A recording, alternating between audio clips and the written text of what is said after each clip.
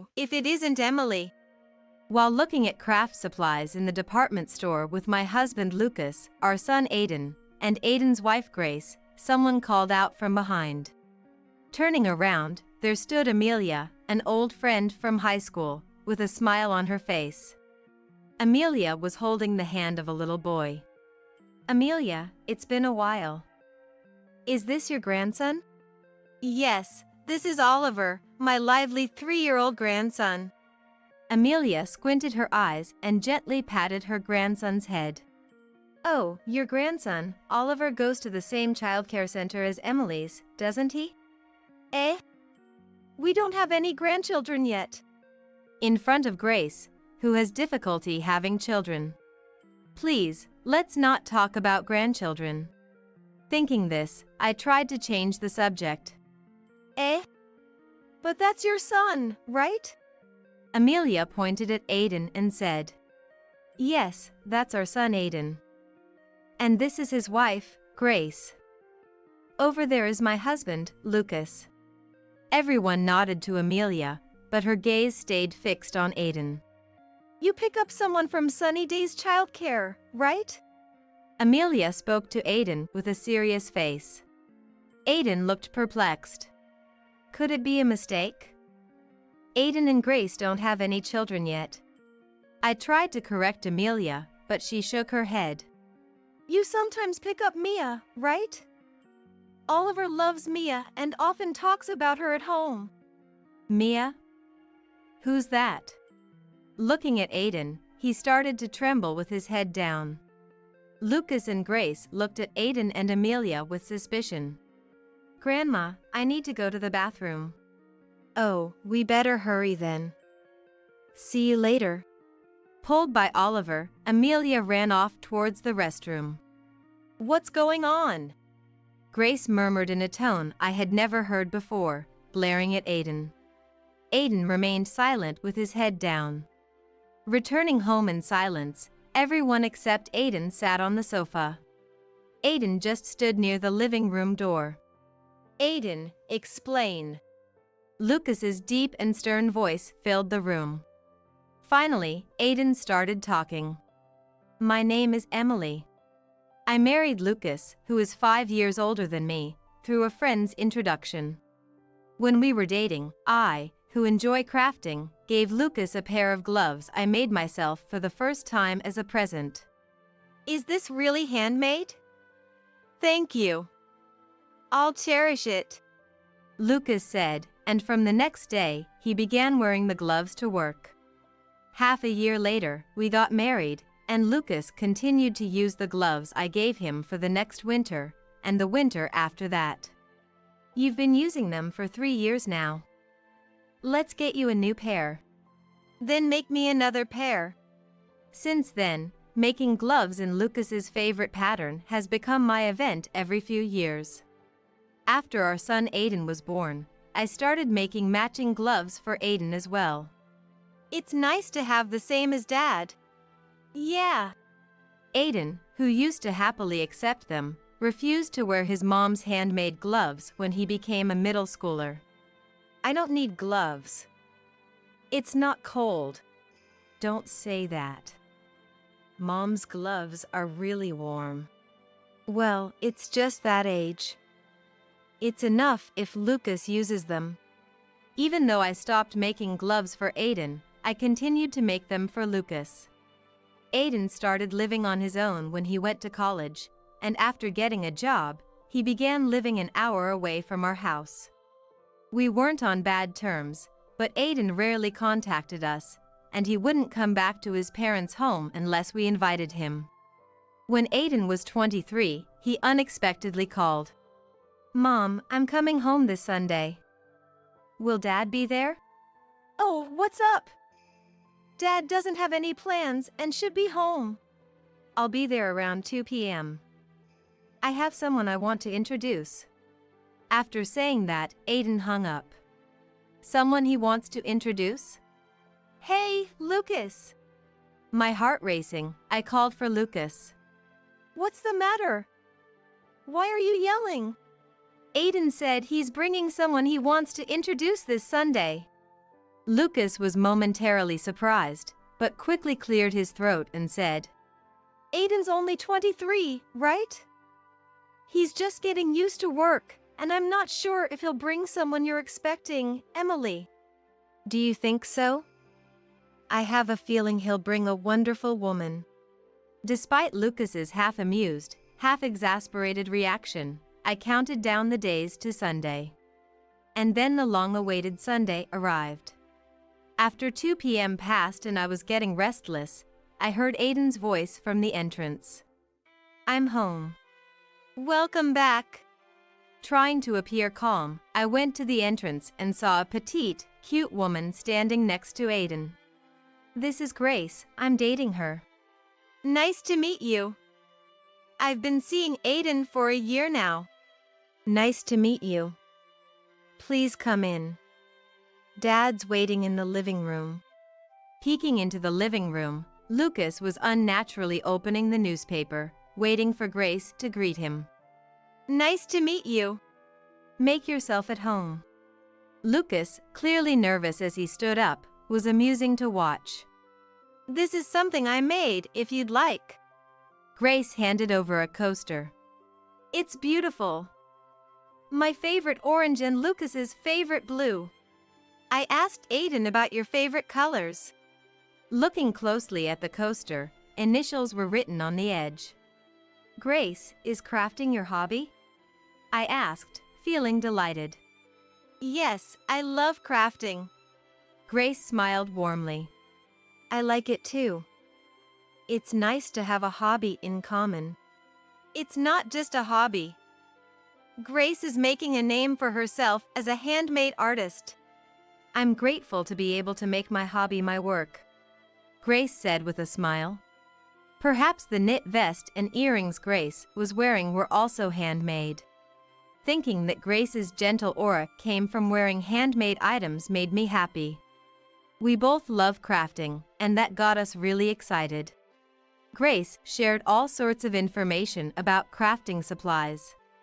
Did you know this store has sales every 20th of the month? And on their website, they even sell yarns in colors like these. You're a pro, Grace. Keep those tips coming. Of course.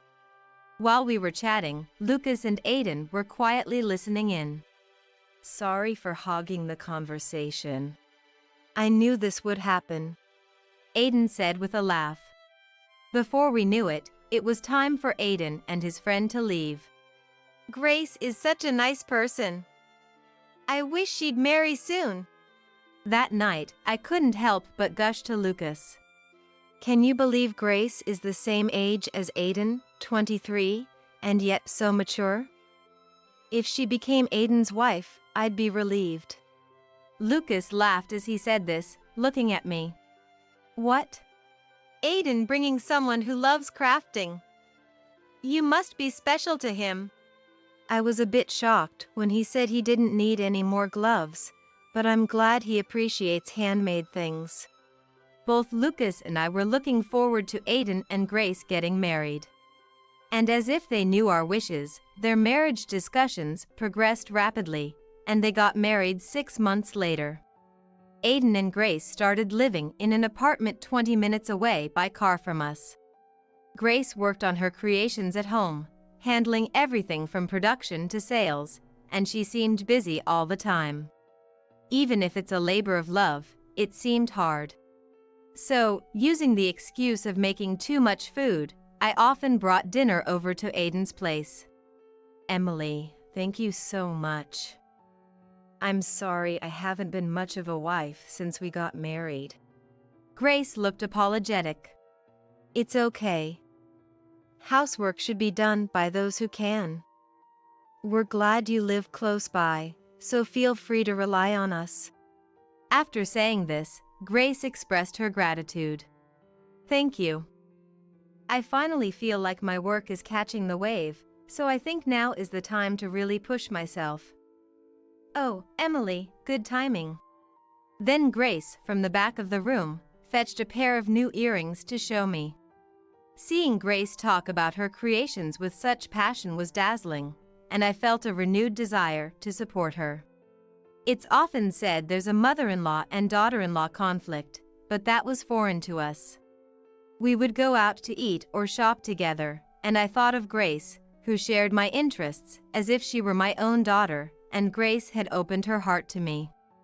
Of course, we had been living happily up until now, but becoming a family with Grace thanks to Aiden's marriage allowed me to spend my days in joy and fulfillment.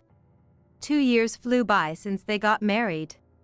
They are both now 28. Aiden and Grace are doing well in their jobs, have a good relationship with each other, and get along with me and Lucas. While everything seems to be going well, the couple did not have children yet. Once, I asked Grace about having children.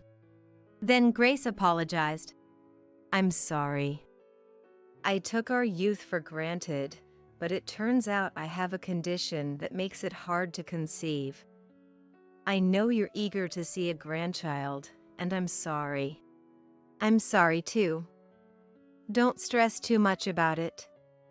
What I wish for the most is for Aiden and you to live happily." I had assumed they were prioritizing their careers over having children. To Grace, who was feeling anxious about not being able to conceive, what had I done by asking her that? For a while, I was tormented by self-loathing. Perhaps out of consideration for me, Grace invited me to lunch again as if nothing had happened. "When I do get pregnant, you'll be the first to know." Grace said this with a bright smile. Grace is much more grown up than I am. Since then, I never brought up the topic of children with Aiden or Grace again. One day, I got a call from Grace. "Emily, there's a new craft store in the next town over. Do you want to go check it out with me?" "Thanks for the invite. I'd love to go." The next day, we headed to the new craft store. "Can we stop by the department store too? I'm thinking of buying Aiden's birthday present." "Oh right, Aiden's birthday is the day after tomorrow. It's so nice of her to prepare a birthday present for Aiden. He's lucky." Hearing Grace's words, I decided to buy something for Aiden as well. After we both bought presents for Aiden, we were hungry, so we went to a cafe. While eating cake, Grace had a bright idea. "How about we throw a surprise party for Aiden's birthday, if it's convenient for you and Lucas?" "That sounds great. Let's do it at our house. I'm free during the day, so I can prepare the food and everything." "Thank you. I'll get off work early and help with the preparations." Thinking back, even though I've sent Aiden birthday texts since he moved out, we haven't celebrated in person in over 10 years. Just the thought of a surprise party was exciting. Aiden really married someone wonderful. And thank you, Grace, for caring so much for Aiden. I watched Grace innocently enjoying her cake with a smile. "By the way, Aiden has been busy with work lately and coming home late." "Is that so? Will he be able to come home early the day after tomorrow?" We were worried. "I'll ask him subtly, so he doesn't suspect anything." "Thanks. Let me know if you need anything, Grace. You're busy too." After that, we went shopping for party supplies like wine and food, and then parted ways. 2 days flew by, and today is Aiden's birthday. I sent Aiden a happy birthday message in the morning. According to Grace, he shouldn't be too late today, so I started preparing for the party right away. "Lucas, we're having Aiden's birthday party today, so come home early, okay?" "You're really going all out, aren't you?" Lucas laughed, looking at the garlands I was arranging on the table for decoration. "Well, it's been over 10 years since we've had a party for Aiden's birthday." "Are you making the cake, Emily?" "That's the plan." "I can't wait. Aiden loves your cakes." With that, Lucas left for work. Aiden, who doesn't like whipped cream, always had my homemade cheesecake. He was always so happy when I decorated the cake with icing cookies of his favorite character. bringing back those memories. Today, I have to make sure we give him a big surprise. I'm getting really excited. I checked my phone from time to time while preparing, but there was no reply from Aiden. I wonder if he's that busy with work. Even though I was worried, I continued with the food preparations. Around 4 p.m., Grace arrived at our house. Sorry I'm late. Wow, it smells great. Do you think so? Isn't it a bit childish? On top of the baked cheesecake, I had decorated it with icing cookies of a character Aiden used to love.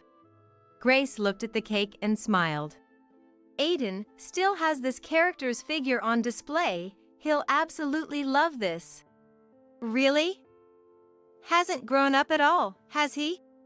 With that, we laughed. Let's get everything ready at once. We split up the tasks, some of us cooking and others decorating the room. By 6 p.m., Lucas came home. In Lucas's hand was a paper bag tied with a ribbon. Lucas prepared a gift, too. I'd feel left out if I didn't. I hope Aiden gets back soon. I sent Aiden a message, but no reply yet. He must be rushing to finish up work.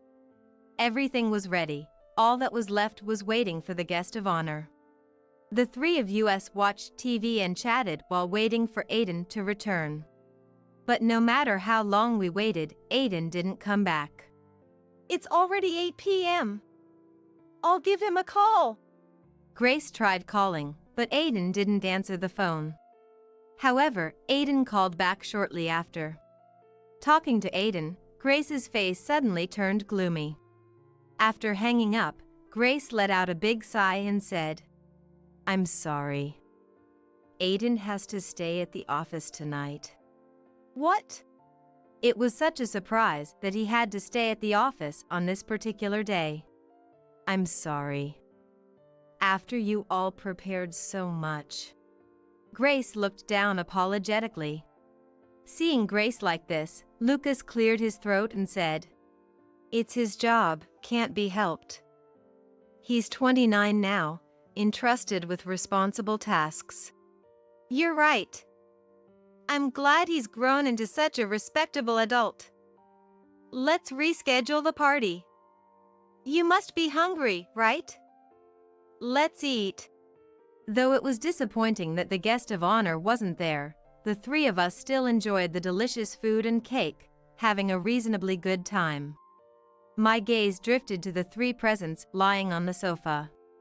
"I want to give Aiden his birthday presents. You free on the weekend?" Sometimes I have to work on Saturdays, but Sundays are always off for me. Let me ask.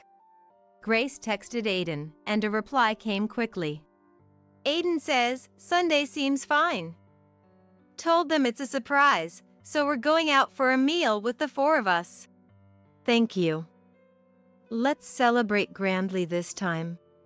I can picture Aiden's embarrassed face when he receives his present. I know a place with a great atmosphere where I went with my colleagues. I'll book it. Thank you. I couldn't wait for next Sunday. And then, the Sunday of the birthday party redo. At 10 a.m., Aiden and Grace came to pick us up. Is it okay if we stop by a department store near the restaurant? There's something I want to buy. Our reservation is at 12 p.m., so let's go to the department store first. So, we decided to stop by the department store before our meal. Oh, if it isn't Emily. While looking at craft supplies, someone called out from behind. Turning around, there stood Amelia, a friend from high school. Smiling with a little boy holding her hand. Amelia, long time no see. Is this your grandson? Yes. This energetic little guy is Oliver, he's 3. Amelia squinted her eyes and gently patted her grandson's head. Emily, your grandson is in the same childcare center as Oliver, right? Aw. We don't have any grandchildren yet.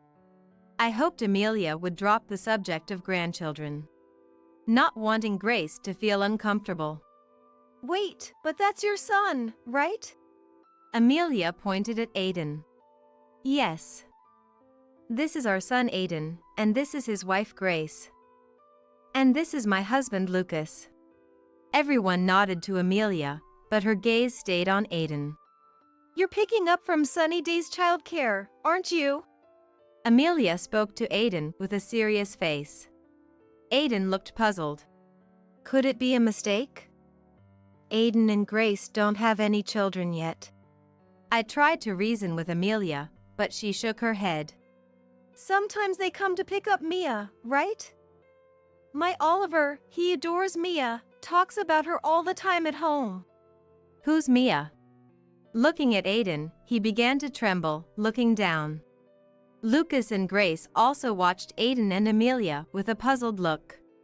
Grandma, I need to go to the bathroom. Oh, we better hurry then. See you later. Pulled by Oliver, Amelia ran off towards the bathroom. A tense silence fell over us who were left behind. What's going on? Grace murmured at Aiden with a voice lower than I've ever heard, glaring at him. Aiden, still looking down, said nothing. Lucas took out his phone and started making a call. I'm sorry, due to some circumstances, we have to cancel. We will definitely pay the cancellation fee later. Lucas apologized repeatedly and hung up the phone. Make sure to pay the cancellation fee to the store, Lucas said to Aiden and started walking. I followed behind Lucas, then Grace, and Aiden trailed behind us, keeping his distance. We returned home in silence, and everyone but Aiden sat on the couch. Aiden just stood near the living room door. Aiden, explain yourself. Lucas's deep and firm voice filled the room. Aiden remained silent, looking down. Lucas stood in front of Aiden. Hand over your mobile phone now. Aiden stared at Lucas's outstretched hand. Hurry. Overwhelmed by Lucas's presence, Aiden, with tears in his eyes, handed over his mobile phone. Lucas fiddled with Aiden's mobile phone for a while, sighed deeply, and for a moment, turned a pained expression our way. Lucas, let me see too. With a resolved look, Grace approached Lucas and extended her hand. I'm sorry. With those words, Lucas handed Aiden's mobile phone to her. Grace kept fiddling with his mobile phone, expressionless. Then, still without showing any emotion, tears started to roll down Grace's cheeks. Seeing those tears made both Lucas and I feel terribly uncomfortable. Who is this Harper woman exactly? Explain it with your own words. Finally, Aiden, who had been silent all along, began to speak. What Mom's friend said is true. And what about this Mia? She's my child with Harper. The moment Aiden's words were spoken, Grace burst into tears. I hugged Grace, rubbing her back while glaring at Aiden. How old is this Mia? How long have you been cheating? Lucas bombarded Aiden with one question after another, causing him to hang his head in shame. According to Aiden, Harper, the woman he cheated with, is a 25-year-old office worker and a college friend. He had been involved with Harper before meeting Grace, and the relationship continued even after he started dating Grace. It seems he thought about stopping the affair once he got married, but that's when Harper's pregnancy came to light. Harper had told him there was no need to marry, but then demanded hospital fees, and after the child was born, she started calling him over to take care of the child. From what was said, it seemed like Aiden was just being conveniently used by Harper, but creating a child with an affair partner in the first place is utterly inexcusable. I also felt responsible for raising Aiden to end up in such a situation. The money you've been giving Harper, it's coming from my savings, isn't it? Grace muttered. Is that true? Aiden, under Grace's stern gaze, nodded guiltily. Creating a child with an affair partner and then stealing Grace's money to give to her. This reality, far beyond imagination, almost made me collapse. So, the reason you've been coming home late recently is because you've been busy with that other family? Aiden didn't deny Grace's words. Recently, Harper has been coming home late, and I've been asked to pick up Mia. Since Harper started working full-time this year, I've been picking up Mia more often as a substitute. During your last birthday, you were with this family, weren't you? Sorry. Aiden apologized, but we couldn't possibly forgive him for that. Lucas furiously threw the birthday present into the trash can. From now on, stay away from us. Get out of here. Oh no. Both Lucas and I, along with Grace, quietly endured until Aiden left. After a while, Aiden said, "I'm really sorry," and left. As soon as the front door closed, I stood up and deeply apologized to Grace. Lucas came right next to me and apologized in the same way. "I'm really sorry for the foolish thing Aiden did. It's not your fault, Lucas and Emily. Rather, thank you for being with me. If I had been alone when I found out about this, I think I would have broken down." Grace's words pierced my heart. "You're going to divorce Aiden, aren't you?" "Yes, I will divorce him." Grace looked into our eyes and answered clearly. We firmly accepted her answer. "I know a great lawyer. I'll introduce you to him, so make sure to claim your compensation in the divorce proceedings." Grace was surprised by Lucas's words. "Grace, even if you divorce Aiden, we'll always consider you our daughter. Please rely on us if you need anything." Hearing my words, Grace's eyes filled with tears and she said, "Lucas, Emily, I was able to have a wonderful time because I met you too. Thank you." Grace's life changed drastically in just a few hours, but we solemnly vowed to continue watching over her. Grace promptly started the divorce proceedings with the lawyer Lucas introduced. In the divorce settlement, in addition to the alimony, it was agreed that Aiden would pay Grace $30,000, combining this with the money Aiden had unilaterally spent from Grace's savings. Furthermore, initially, Grace did not intend to claim any settlement money from Harper, who was in the midst of parenting, but eventually decided to claim $10,000. "Did something happen?" "Because the child is innocent, I thought it would be better for him to spend the money on the child rather than pay me. But then she claimed that she, being the mother of the child, was the rightful wife." It seems Grace's anger finally erupted at Harper, who showed no remorse. "I didn't hesitate to claim it." To think that Aiden had an affair with such a person. Grace felt anew that forgiving Aiden was indeed impossible. Thanks to her lawyer, Grace was able to smoothly receive the settlement money from both Aiden and Harper, and then proceed with the divorce. Aiden chose to live with Harper and Mia, while Grace moved to a different place. "Come visit us anytime. We think of you as our daughter." On the day before the move, I conveyed this to Grace, who had come to say goodbye. "Thank you so much for everything. I'll be in touch." Grace was a bit nervous, but she showed her best smile at the end. I figured the promise to contact us was probably just a polite formality. That's what I thought somehow. It's understandable. Even if she doesn't hate us, seeing us would unavoidably remind her of Aiden, who betrayed her. "Even if we can't see you anymore, we will always wish for your happiness," I whispered quietly as I watched Grace's retreating figure. And then a year later. I haven't been in contact with Aiden, whom I disowned, but rumors say he officially married Harper half a year ago. However, as soon as they married, Harper quit her job without consulting anyone and became a housewife. Moreover, with Harper's spending habits controlling the finances, they were forced into a poor lifestyle, and it seems their marital relationship is already at its worst. Despite hearing such stories, I felt no sympathy for Aiden. More importantly, "Should be arriving soon, right?" Calm down a bit, Emily. Even Lucas has been glancing at the clock nonstop. At that moment, the doorbell rang. Hello. We headed to the entrance, maintaining our composure. There stood Grace. Happy birthday, Grace. Thank you. Something smells good. Grace laughed. Today is Grace's birthday. She came over after we invited her for a party. The words Grace had said a year ago weren't just pleasantries after all. A while later, Grace contacted us saying, "Shall we go buy some crafting supplies?"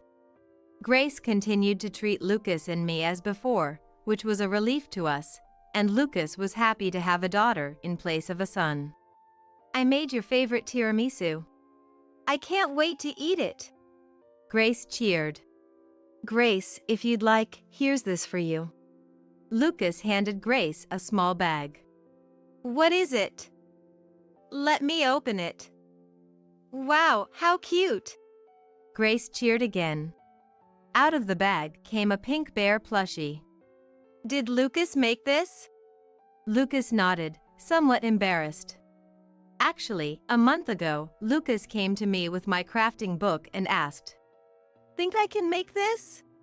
Without him saying anything, I knew it was meant to be a gift for Grace. For a month, with my advice, Lucas crafted this pink bear plushie. The differing sizes of the ears on either side made it all the more endearing. Thank you so much. I'm really happy. Seeing Grace's gentle smile, both Lucas and I felt incredibly happy. Of course, Mom and Dad get the biggest room. If you defy that, it's divorce, remember?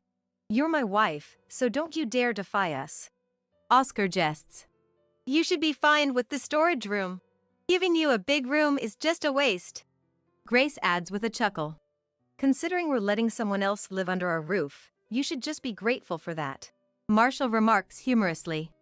The words of my husband Oscar, mother-in-law Grace, and father-in-law Marshall leave me feeling dizzy. It's true that Oscar and his parents have stubbornly refused to accept me as family, subjecting me to cruel treatment. But this is too much. After all, I was the one who found this house. Despite their numerous requests to move, they did nothing. So, at the end of my patience, I took time out of my busy work schedule to visit a real estate agent and found us a good home. Yet, they act as if it's only natural for me to devote myself to them. They believe I'm not even family and I should just be grateful for being allowed to live in the same house with them. I can't keep trying anymore. I've strived to become a true part of the family. But at this moment, I've reached the end of my tether. My name is Jessica, a 38-year-old housewife. I live with my husband. I met Oscar through a friend's introduction. After a relentless pursuit from Oscar, we started dating. And from there, everything progressed smoothly to marriage. After our wedding, we moved close to his parents' home. The move was spurred by the news of Marshall hurting his back. While Marshall wasn't in need of constant care, his mobility was limited enough to require assistance for longer trips. So we settled nearby in-laws' house to give them a ride when they needed and visit them regularly to check in. Initially, my in-laws seemed appreciative of our efforts. As Oscar's wife, I wanted to support them. With that sentiment, I did what I could while juggling a busy work schedule. However, as time passed, my in-laws' attitude drastically changed. Jessica, when are you going to quit your job? A married woman working, it's hurting Oscar's reputation. Why not just quit and become a housewife? They suggested. My in-laws had always seemed dissatisfied with my continued work post-marriage. Perhaps in their time, it was the norm for a married woman to quit her job. But such a mindset is painfully outdated. Grace, these days, it's perfectly acceptable for married women to continue working.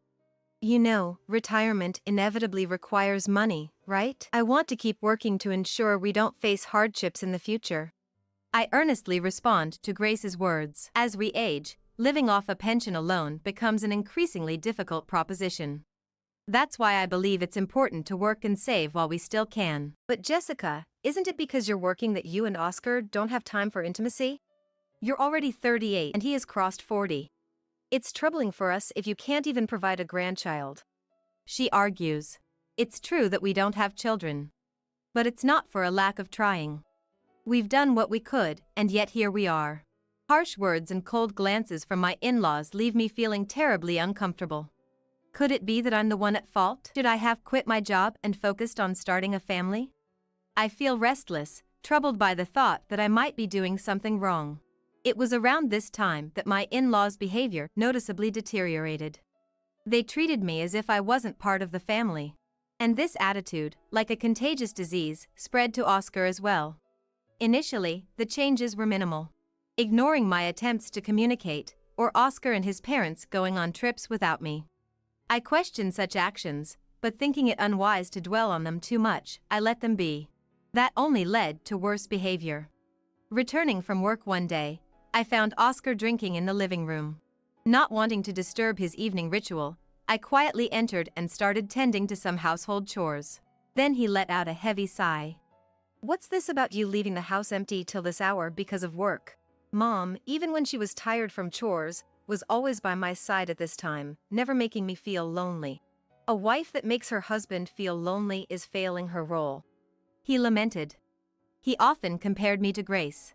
Every time I made a mistake, he would point out how Grace would have done it, lecturing me on how inadequate I was as a wife. I'm sorry for making you feel lonely. I'll be more mindful from now on, I replied.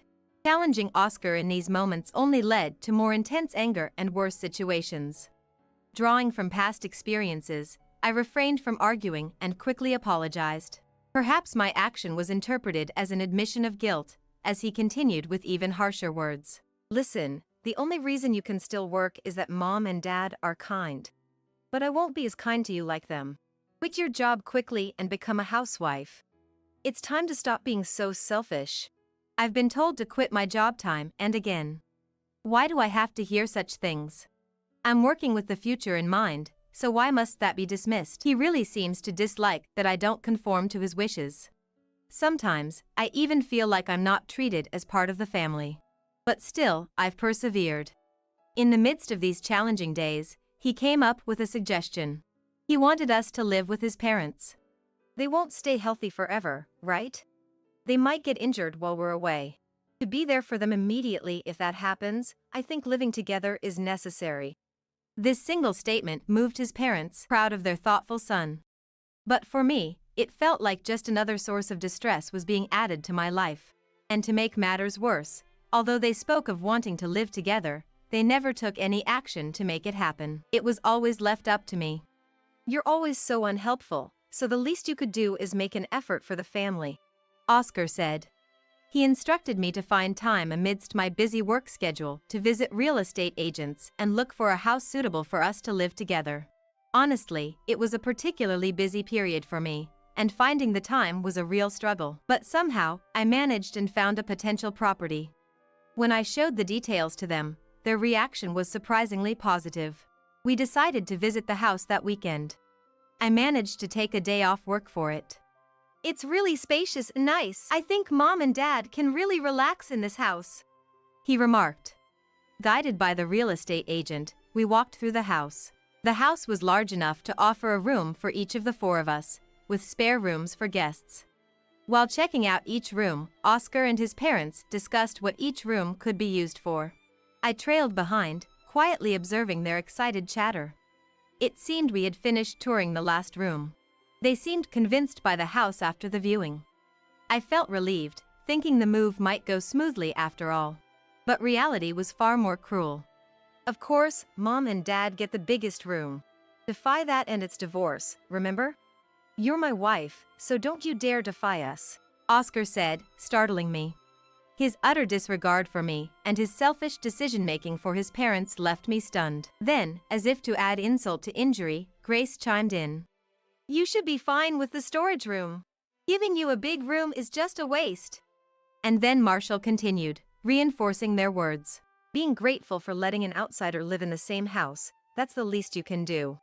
He adds, divorce threats, being told the storage room is enough, and being called an outsider. These words, unthinkable from a family, make my head spin. I had a feeling, but now it's clear, I was never truly seen as family. After all the effort I put into finding a house for them. And yet, to be treated like this is unimaginable. The anger I had kept deep inside is now surging to the surface. I can't keep trying for them anymore. In fact, I feel an urge to make them thoroughly regret taking my feelings for granted. With that resolve, I decided to rebel against their selfishness. Unaware of my feelings, they were excited about the new house. Taking a deep breath to calm myself, I spoke my mind. Then it's divorce. I found that house in between my busy work schedule, and this is how you treat me? I've reached my limit. I can't be part of this family anymore. I stated it clearly. Continuing as a family with them was absolutely impossible. I had reached my breaking point. Then, what? At my words, they could only utter. Oscar, in particular, was so shocked that his face turned pale. Jessica, are you serious? Who else would accept someone as worthless as you other than him? If you divorce here, you might end up alone forever. Grace said. Calling someone worthless, that's what I'd like to say to them. Who has been trying hard for them all this time? They seem to have forgotten all that, and I couldn't help but sigh. Whatever, do what you want. I never accepted you as family anyway. If you're going to leave, I'd prefer you do it quickly, Marshall stated. Even after getting married, he stubbornly refused to accept me as family. Perhaps that's why he seems okay with the idea of divorce. It's almost a relief that he's not trying to stop me unnecessarily. The in-laws didn't try to hold me back. Only Oscar seemed somewhat uneasy, but having brought up divorce first, he seemed unable to say anything and just shifted his gaze uncomfortably. Taking their lack of resistance as an opportunity, I started preparing to leave the house. For the time being, it looks like I'll be staying in a weekly rental apartment. The thought of finally being free from the troubles named Oscar and his parents made me feel a sense of liberation. As I finished packing my things and was about to leave the house the next day, I thrust the divorce papers in front of Oscar. Of course, I'm fully intent on divorcing, so I had filled out everything in advance, leaving only the part for him to complete. Hearing the news, the in-laws also came to our house. Despite their calling me ungrateful upon seeing my determination to divorce, I won't be family anymore, so their petty remarks no longer matter to me. Are you really going through with a divorce? You can still change your mind. Oscar finally spoke. But he hesitated to sign the divorce papers, leaving me in a bind. We continued living under the same roof for a while, but as time passed, his behavior changed, frequently questioning if this was really what I wanted. Honestly, this is nothing but a hassle. Yes, I really intend to divorce. What, getting cold feet now? Forgotten what you've done? After behaving like that, you don't get to say you don't want a divorce now. I say firmly. His behavior almost seems like he doesn't want a divorce. But such an attitude is inconvenient for me. I've been looking forward to this day, to be freed from them. And I don't want to waste any more time here. Questioning his indecision, Grace raises her voice. He wouldn't get cold feet over something like this. Even with a woman as worthless as you, kind-hearted Oscar can't just abandon you. Oh, poor thing. You shouldn't bother yourself with such a woman. With that, Grace strokes his back. But his expression only grows more severe. I sense that Grace's words are only pushing Oscar further to the edge, but I keep that to myself and just smile. Right. Oscar wouldn't say he doesn't want a divorce now, after he initiated it. You really know him well, Grace. I say, my words dripping with irony because I know full well that Grace doesn't understand his feelings at all. Yeah, that's right. Oscar nods in a shaky voice. At this point, there's no escaping. The in-laws' eyes are fixed on him, making sure he doesn't back out.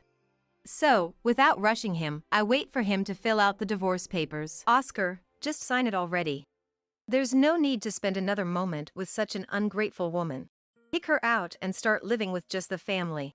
You need to hurry up with the new house too, or someone else might take it. Marshall urges. Even after deciding on our divorce, Oscar and his parents prepared for moving into the new house. Especially the in-laws, they were so eager to live in that house. They had even spoken to the real estate agent about buying it. The house's ownership will likely be in Oscar's name. The in-laws, already living on pensions, certainly can't afford to pay a mortgage. From now on, Oscar will have to support his parents all by himself. Marshall's right. Once Oscar signs, it's all over. You can get rid of a wife who wouldn't become a housewife and was too absorbed in her work. So hurry up and sign. I press, growing impatient with the delay. Oscar hesitates, but when Marshall adds pressure with a stern Oscar? he can't resist and shakily signs the divorce papers. Now we can kick out an outsider, Grace says, smiling happily at the fully filled out divorce papers. Marshall praises Oscar, well done, but his face remains pale throughout. I understand why he looks so troubled. The in-laws may be pleased with my divorce from him, but the truth is, the divorce will put him in a difficult situation. At that moment, Oscar had uttered the word divorce in a burst of impulse, never truly intending to go through with it. It was meant only as a threat to me. He probably never imagined I would take the divorce talk seriously.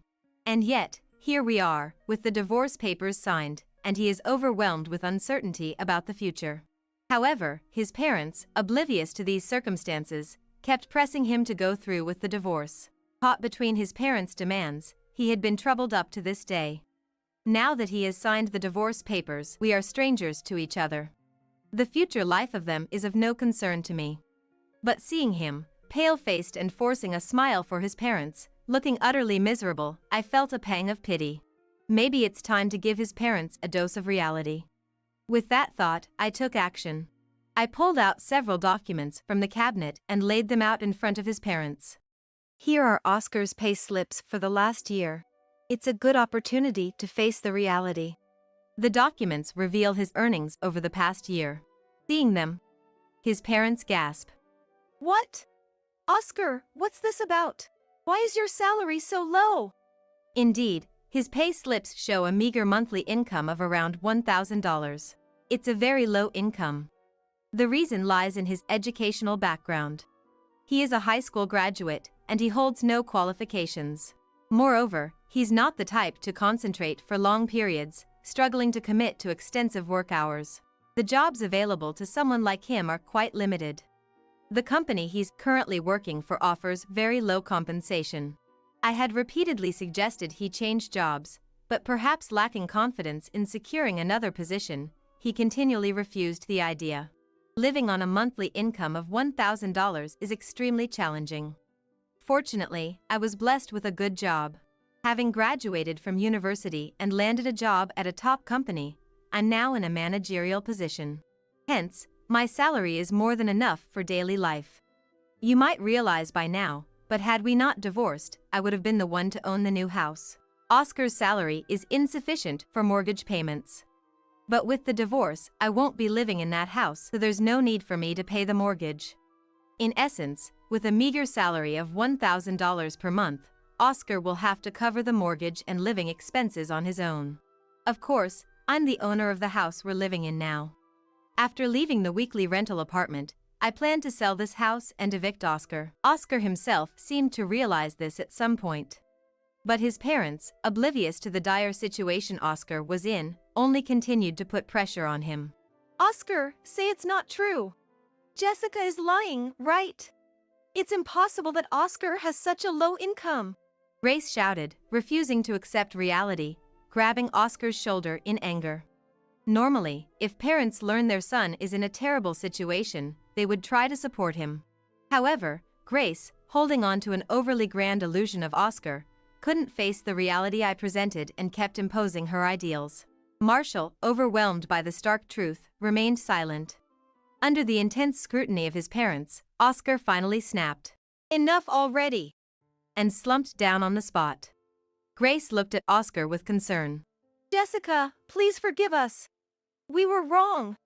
I've been thinking these past few days, and no matter how I look at it, we can't live without you. If you're angry about what was said, I'll apologize as many times as it takes. Please, forgive us, Oscar said, offering a profound apology. His desperate attempt to make me stay almost made me laugh. Seeing my reaction, the in-laws seemed irritated but, recognizing their position, they apologized on the spot. Jessica, please. Don't abandon us. We don't want to see Oscar suffer anymore. We apologize for what we did. So please, reconsider. It's not too late. Grace pleaded, apologizing next to Oscar. Marshall, perhaps influenced by her, also said, "Please," and apologized.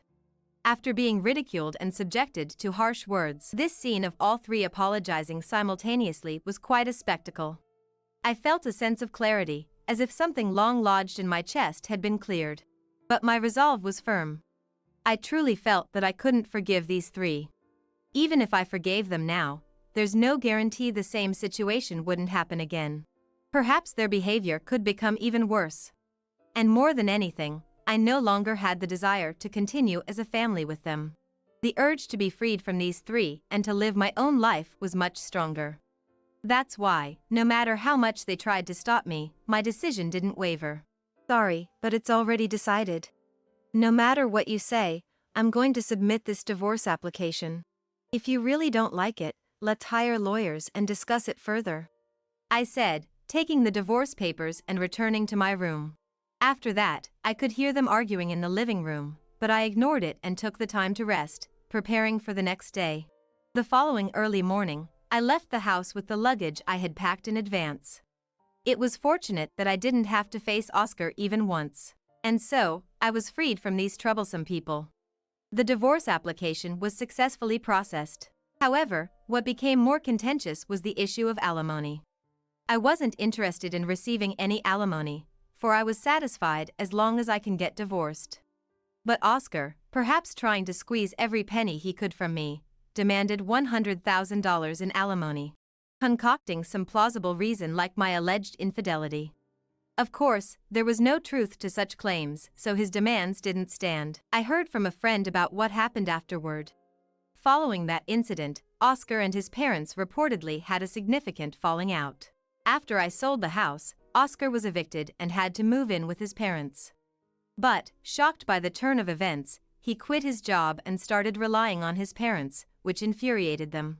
Now, he is said to be living alone in an apartment after being kicked out of his parents' house. He seems to be desperately trying to get in touch with me, reaching out to mutual friends haphazardly. It's utterly bothersome, but I have no intention of communicating with him, so I've taken the precaution of asking friends not to share my contact information. Dealing with him has been a headache, but even so, I am happy now. Having severed ties with him and his parents, I've embraced a life of freedom. My current environment, where I can focus entirely on my work, seems to suit me well. After all that has happened, I'm not keen on married life for a while. For the time being, I plan to cherish the time spent with friends and live each day to the fullest. In this long life ahead, I want to live for myself. Giselle, my eldest son's wife, always speaks harshly to me and maintains a sarcastic attitude, no matter how hard I try to build a good relationship with her. When invited to our granddaughter Marcia's 5th birthday party, my husband and I arrived only to find Giselle had prepared a meal and cake for just 3 people. "Giselle, what about our meal?" "Only enough for the family." "What? No food for stingy people here." She said this while still holding the gift and envelope we had just given her. "A $500 gift for your granddaughter's celebration? Are you joking? My dad gave $2K. It should be at least $1K. I thought it was a normal amount. I'm at my limit. Can we cut ties after today?"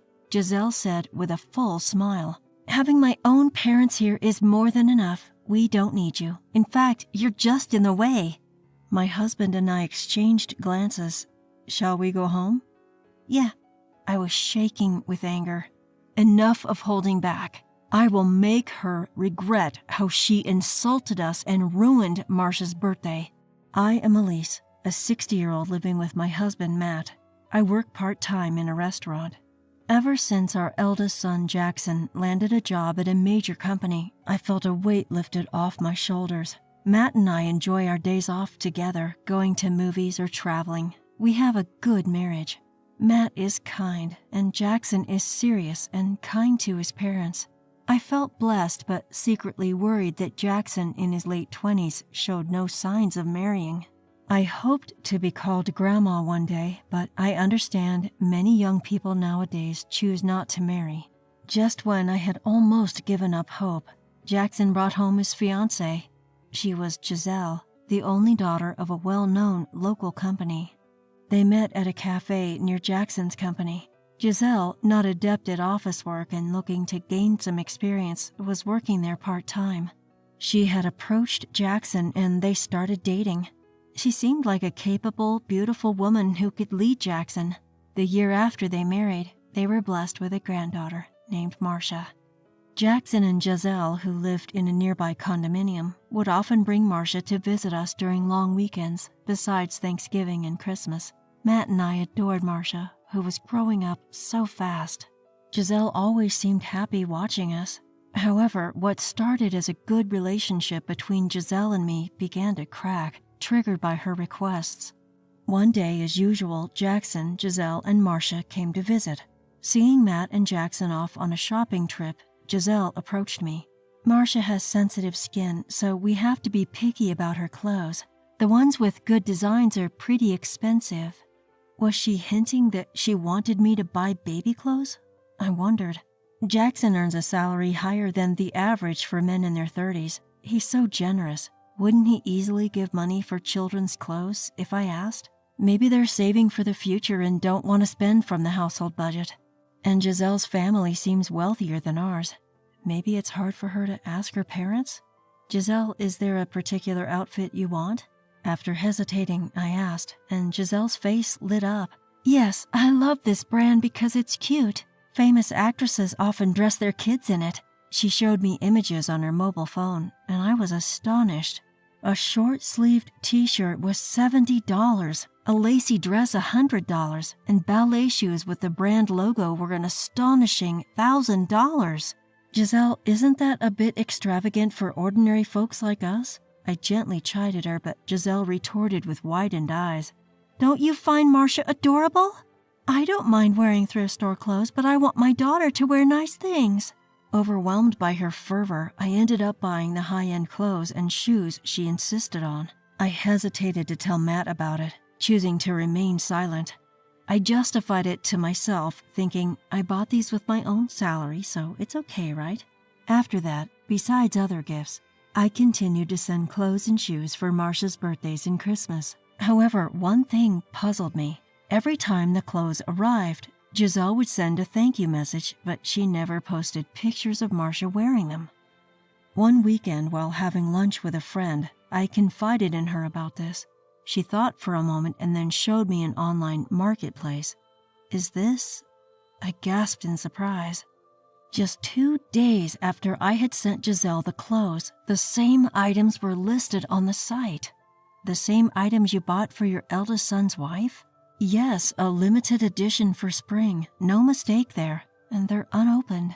I always buy children's clothes here, so I keep an eye on this brand. It's popular, and unopened items sell for a high price. My friend frowned.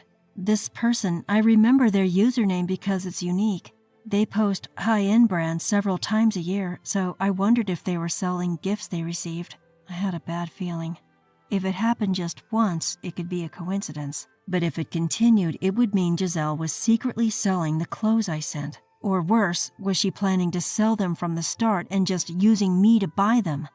Afterwards, whenever I checked the online marketplace, 2 days after I sent the clothes, the same items listed by the same username would appear. Last year, during a visit to Jackson and Giselle's home, I finally decided to confront Giselle. I've decided to stop giving clothes as gifts. Eh? Why? Giselle puffed up her cheeks in response. Matt opposed the idea of such expensive children's clothes, but don't worry, I'll continue to give toys and gift cards as usual. I had finally talked to Matt about this matter, albeit late. Matt agreed with me. Giselle, being a housewife, might be selling the children's clothes for some extra cash. If you find it hard to refuse, feel free to use my name. Thank you, I'll do that. Sure enough, when I mentioned Matt's name, Giselle swallowed her complaints. She's not comfortable with the reticent Matt. Fine then, I understand. Matt's quite stingy, isn't he? She spat out the words bitterly, but after that she never pestered me for children's clothes again. There were other behaviors of Giselle's that irked me. Perhaps due to being a germaphobe, whenever I tried to touch Marcia, Giselle insisted on me washing my hands with soap and sanitizing them. Furthermore, whenever I visited their condominium, Giselle would follow me with an alcohol spray, disinfecting everywhere I touched. It felt like being treated as a germ, which was unpleasant. Amidst growing distrust towards Giselle, I received an unexpected call from her. Surprised, I answered and she spoke with a buoyant voice. "We're planning a birthday party for Marcia soon. Would you and Matt like to come and celebrate with us?" "Really? Is that okay?" I had to ask again to be sure. "We usually invite kindergarten friends, but this year, Marcia already celebrated with a friend whose birthday is close, so Jackson and I thought we'd invite you guys. How about next Sunday?" "We're free, thank you. We'll be there." I was planning to send the present by express delivery service as usual, so I was really happy. "Is the doll she wanted before okay for a present, or would you prefer a gift card?"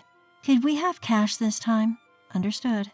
After discussing with Matt, I put the present and $500 in an envelope and went to Jackson and Giselle's condominium the following Sunday. The living room, stylishly decorated with pastel-colored balloons and garlands, had Marcia standing there with a shy smile, her hair adorned with a ribbon, wearing a pink dress. "Grandma, Grandpa, thank you for coming to my birthday party." Marcia greeted us, holding the hem of her skirt, and both Matt and I couldn't help but smile warmly. She always looks cute, but today she looked like an angel or a fairy. "Thank you for inviting us." "Now 5 years old. You're a big girl now." "Yes, I'm a big sister now." Her confident reply was irresistibly adorable. "Dad, Mom, thanks for coming." We were surprised to see Jackson. It had been months since our last meeting, and he looked quite worn, with dark circles under his eyes. "You look a bit thin. Is work keeping you busy?" "Oh, yeah." Jackson's vague smile gave me an uneasy feeling. "Jackson, you've had your company health checkup, right?" "I have. Sorry, this is a call from work." He stepped out into the hallway, quickly ended the call, and returned to the room. "I need to head out to the office for a bit. I'll be back by evening. Giselle, please order dinner for Dad and them, too." "Okay." As Jackson hurriedly left, Giselle brought in a casserole and a whole birthday cake to the dining table. "Dad's gone to work, so let's eat without him." While saying this, she cut the bear-shaped cake into 3 pieces.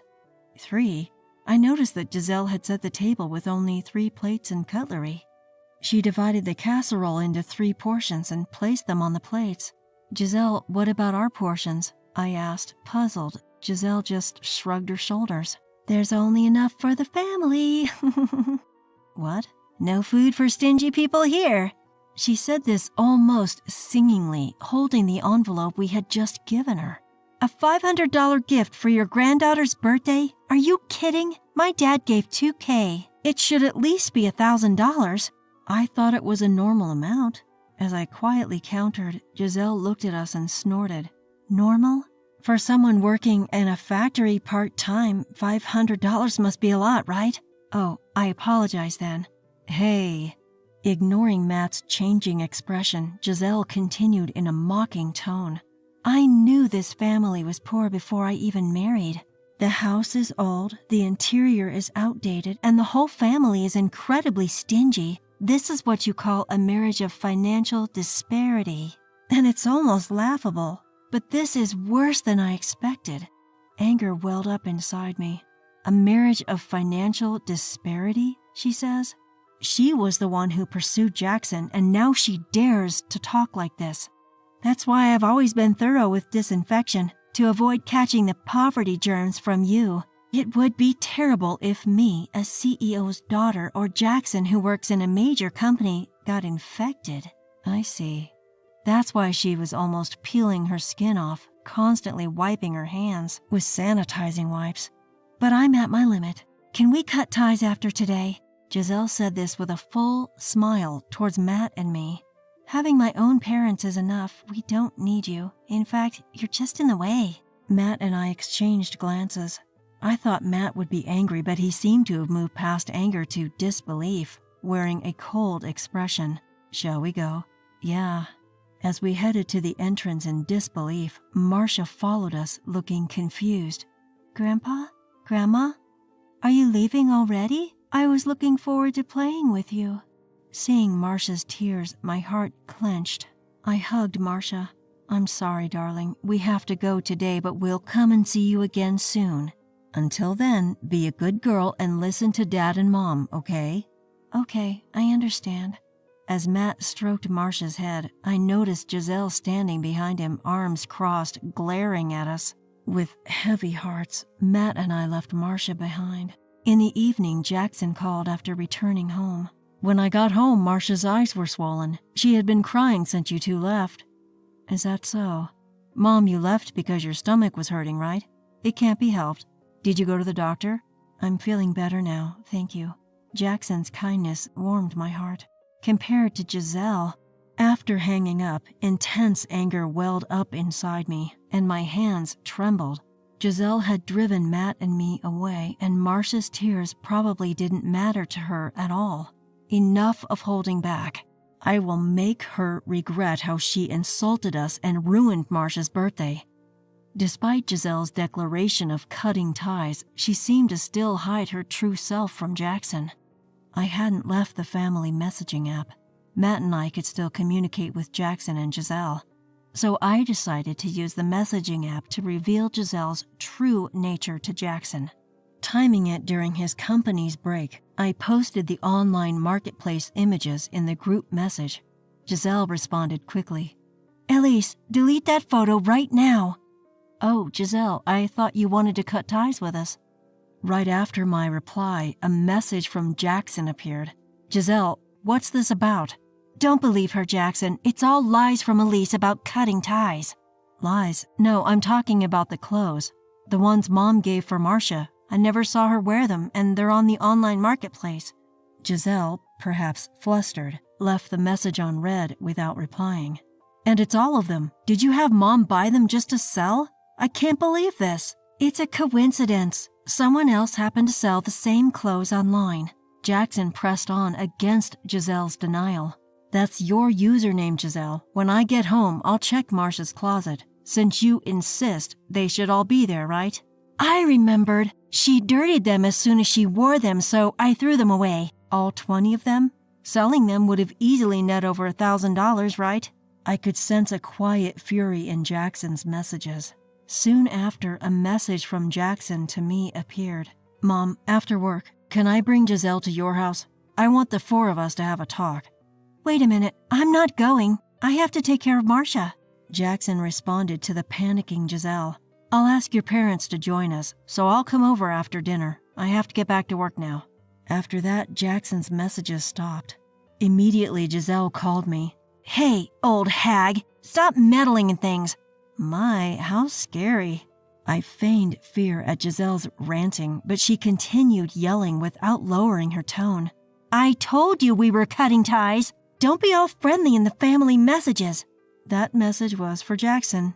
You reacted on your own. I spoke firmly.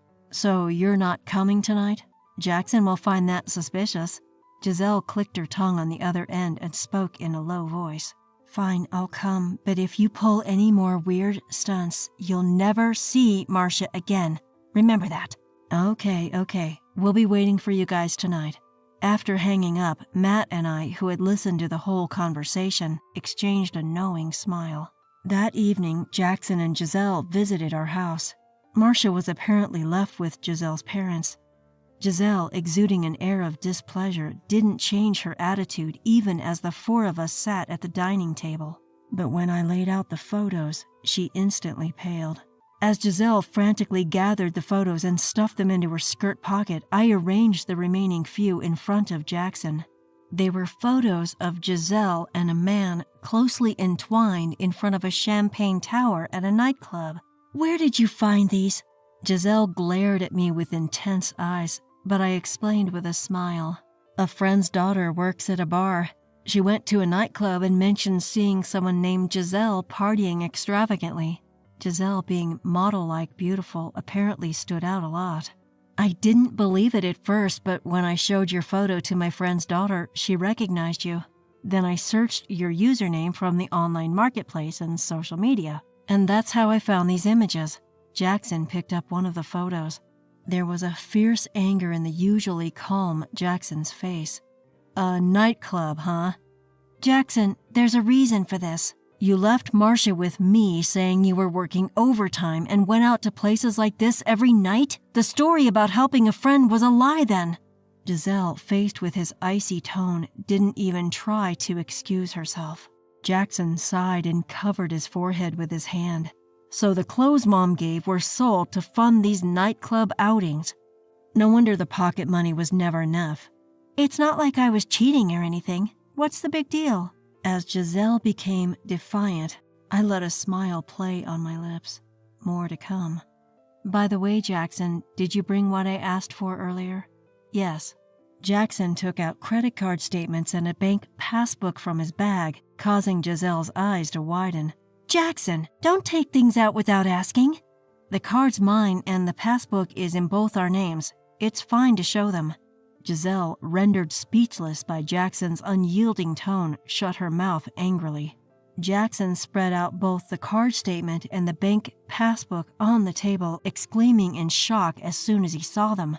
Matt and I, peeking over, were equally stunned. No wonder. The card's revolving payments balance exceeded $20,000, and the bank account had only a few dollars left. This can't be true. The card's maxed out, and all the money we saved for Marcia has been spent. Besides the dumbfounded Jackson, Giselle puffed up her face and turned away. Well, frequenting nightclubs would quickly burn through a few $1,000s. Jackson, who had been calm until now, finally exploded in anger.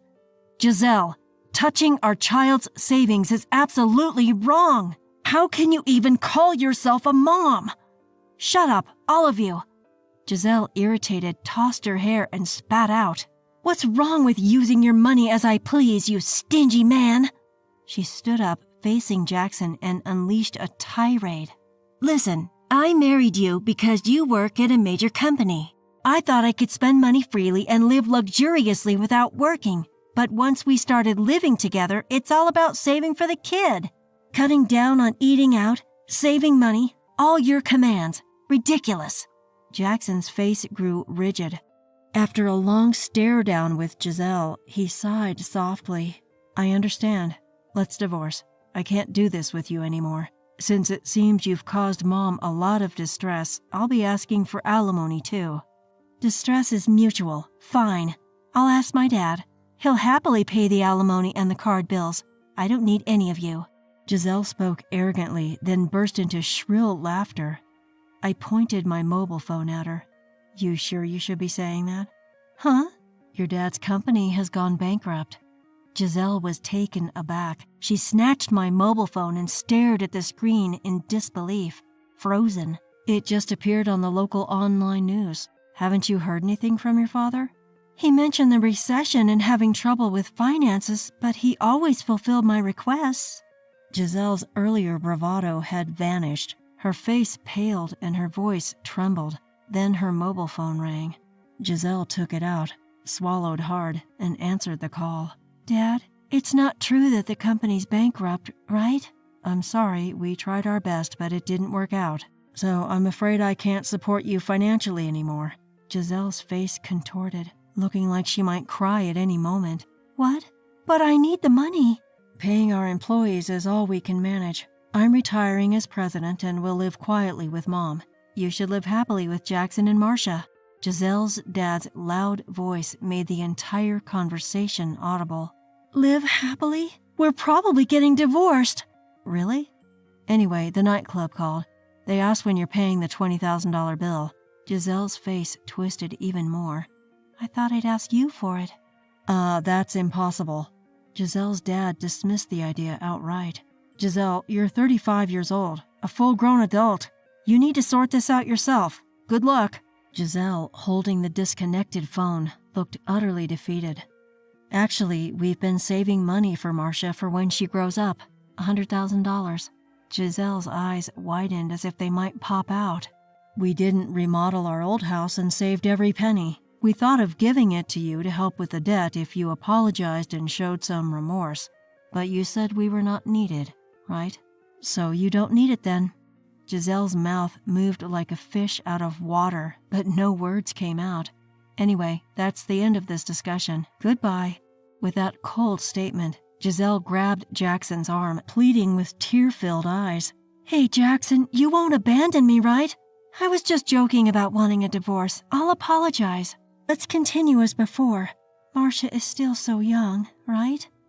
"Dad, Mom, sorry for staying so late. I'll discuss the divorce with Giselle," Jackson said calmly and took the frantic Giselle home. It seemed Giselle wanted Jackson to reconsider, but of course that didn't happen, and they ended up divorcing. Payments for the credit card Jackson owned that Giselle used without permission, their joint bank account, and the nightclub bills. In addition to this, there was a $10,000 alimony payment for the divorce. Burdened with debt, Giselle, unable to rely on her parents, reluctantly started a part-time job. Her life became difficult. Under the condition that she wouldn't have to pay child support, Jackson took custody of Marcia. He regularly allows Marcia to see Giselle. Giselle, working from early morning till late night, lost her former glamour and looked shabby. I was freed from the days of enduring her demands and sarcasm, living comfortably. It's hard for Jackson to raise Marcia alone, so we suggested they live with us. Matt and I decided to help with childcare. On days Matt has to work overtime or weekends, I, who finish work earliest, pick up Marcia from daycare. Marcia is very kind, just like Jackson. On the birthdays of Jackson, myself, and Matt, Marcia gives us beaded accessories, accompanied by heartfelt letters. I look forward to her future. We three adults want to continue warmly watching over Marcia's growth. "Come on, it's fine to use the celebration money for a bit. It's my celebration too, after all," she exclaimed with confidence, making an outrageous comment. Her parents' unmistakably disapproving faces were quite memorable. "My name is Marcia. This year I finally turned 60, and now I'm going to tell you about something that happened when I was 50. Back then, my son Arnold, whom I had raised single-handedly, had become independent, and I was enjoying my newfound freedom.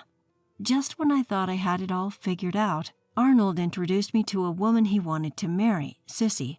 She was 25, 5 years younger than Arnold. My first impression of her was striking. She was slender and beautiful, a lady with a serene and calm aura. I couldn't help but wonder, could such a gorgeous and seemingly perfect woman really become Arnold's wife? A side note here, Arnold looks a lot like me. Not the most handsome, or rather, he has a face with character. Despite that, Arnold, being very attentive and kind, always had a girlfriend, surprisingly enough. Feeling a bit uneasy about the mismatch between the beautiful Sissy and Arnold, I still felt a burst of pride that such a girl had chosen my son. After chatting with Sissy for a while, I said, "I've prepared dinner. Please have some before you leave," and laid out the evening meal. That's when Sissy exclaimed in a slightly bewildered tone, "Oh, steak? Ah, you don't like it?" "No, it's not that." On that day, determined to treat my future daughter-in-law to something special, I splurged and ordered delivery from a renowned restaurant. The menu included gratin, steak, and pasta. I had chosen these after confirming any allergies with Arnold, but seeing the steak, Sissy's expression visibly clouded. I didn't want to force her to eat something she disliked. I was aiming to build a relationship with Sissy where we could speak freely about anything. After all, one of the reasons I divorced my ex-husband was the poor relationship with my mother-in-law. I didn't want to put Arnold's wife through the same ordeal. "You can be honest if there's something you don't like," I said. "No, it's okay," she replied. "Don't force yourself. It's okay to leave some," I insisted. "Thank you." Sissy smiled as she said this, but her smile seemed slightly unnatural. I felt a hint of disgust in her expression. In the end, Sissy only ate a bit of the pasta, didn't touch anything else, and left after taking some supplements she brought. From what I heard, those supplements were for reducing fat absorption after meals and preventing swelling by eliminating salt, and some vitamins apparently. Sissy talked about these supplements more enthusiastically than she talked about Arnold. When I later asked Arnold about it, he said Sissy was very conscious about her beauty. It turns out that Arnold and Sissy met because they attended the same gym. Sissy was known there for her strict regimen. Since they started dating, they never went out to eat, partly because Arnold often got home late. They primarily had dates at Arnold's apartment where he lived alone. The meals were often prepared by Sissy, who brought her own ingredients. Come to think of it, the menu was always healthy. Maybe she was subtly avoiding dining out because of the calorie counting. Arnold mused. Would you like to go out sometimes? The invitation was, You're too tired after all. It seems that this was her gentle way of declining. Arnold concluded that Sissy didn't eat the prepared food because it would exceed her daily calorie intake. She avoided dining out not to exceed her calorie limit. That's why she cooked calculated, healthy meals for Arnold at home. Arnold, not thinking much about it since Sissy was the one cooking, didn't realize she was controlling calories to such an extent and didn't mind her taking supplements after meals at home. After expressing this, Arnold said, I guess we should have dined out occasionally. I realized then that Arnold also felt somewhat uneasy about Sissy's behavior during our family meeting. Later, Arnold kept defending her, saying, But she's got a good personality, and she's a thoughtful, nice girl, as if to reassure himself. Taking supplements, what's the big deal, right? But that's not the point. Our unease wasn't about that. If Sissy left the carefully prepared food untouched just for calorie counting despite her considerate behavior, didn't she fundamentally lack the understanding of how to be truly considerate? I had said it was okay to leave food, and I meant it. But this made me feel uncertain about getting along with Sissy. Arnold probably vaguely realized he had upset me and was feeling uneasy about Sissy. Is calorie counting a matter of different values? I felt a bit anxious about finding a resolution that would satisfy both parties. Arnold and Sissy later registered their marriage. They have a wedding ceremony planned in 2 months. I was worried about potential value conflicts, but they've made it this far.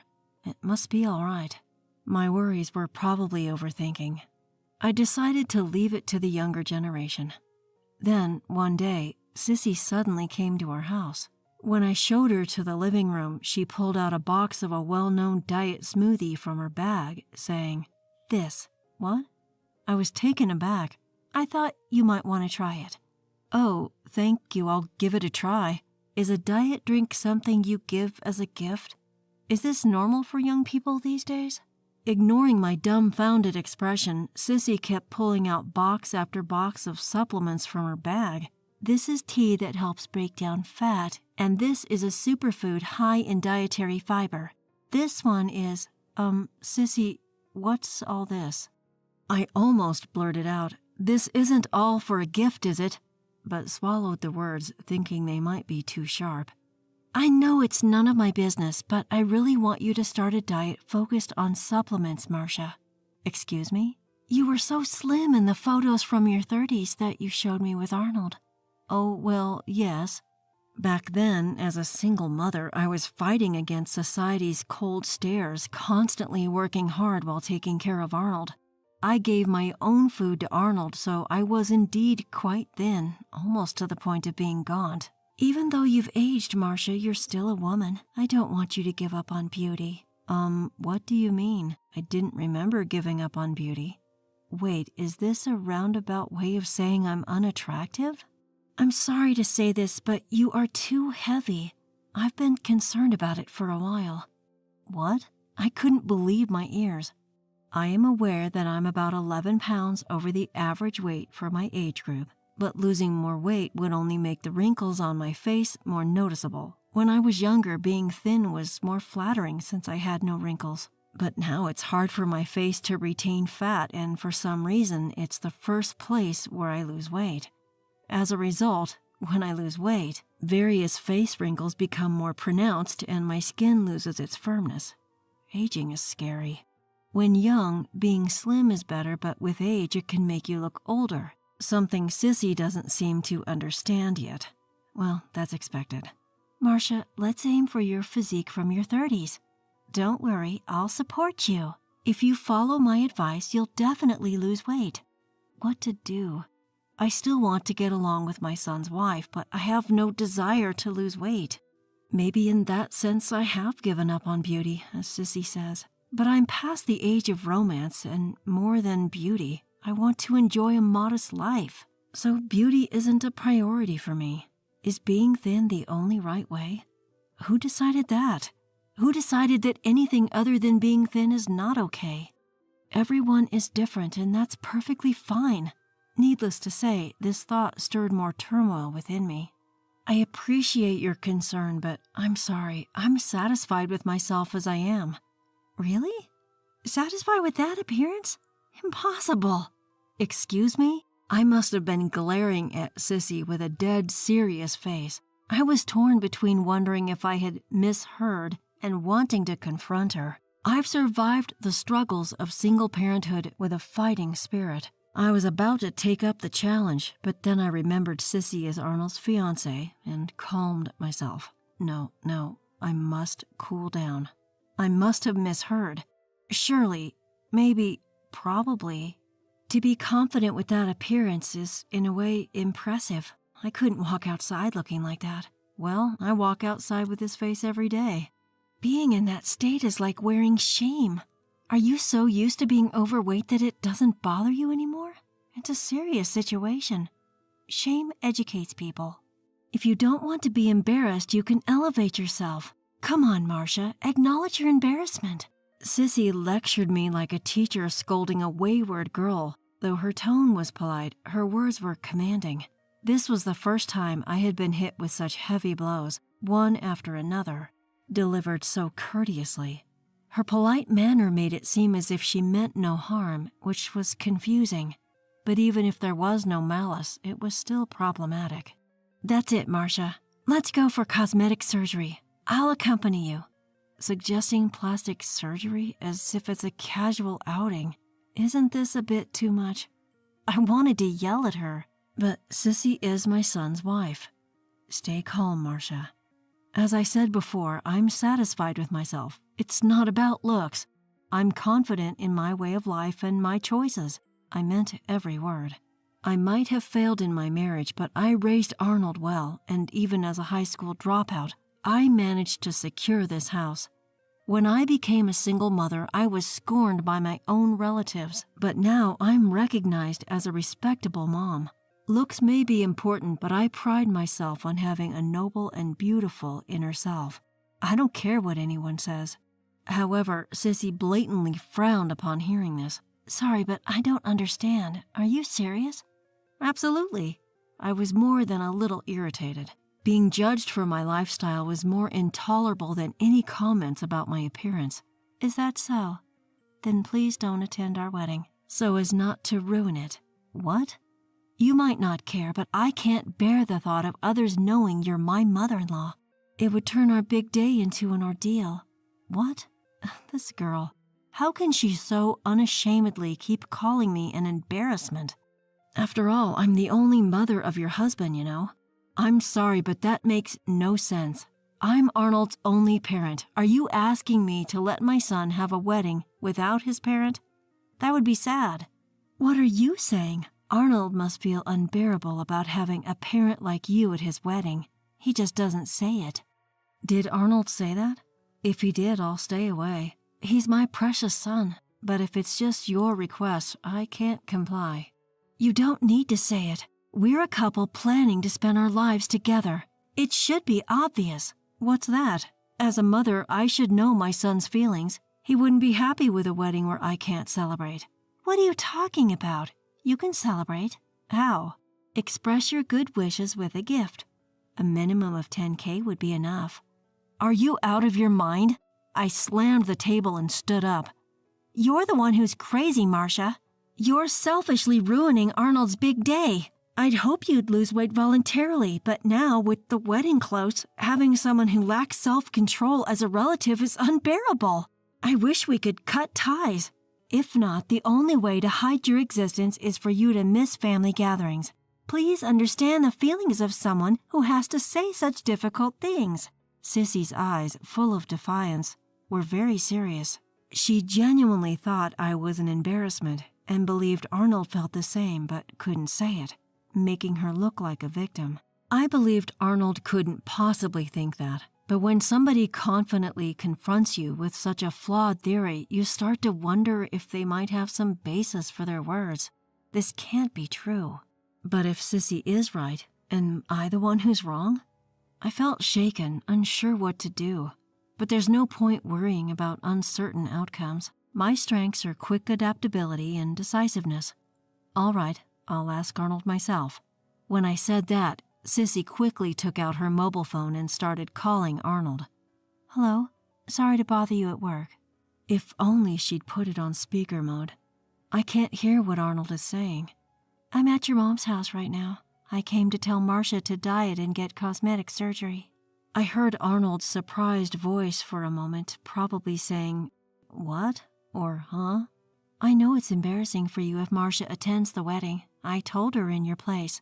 Yes, that's right.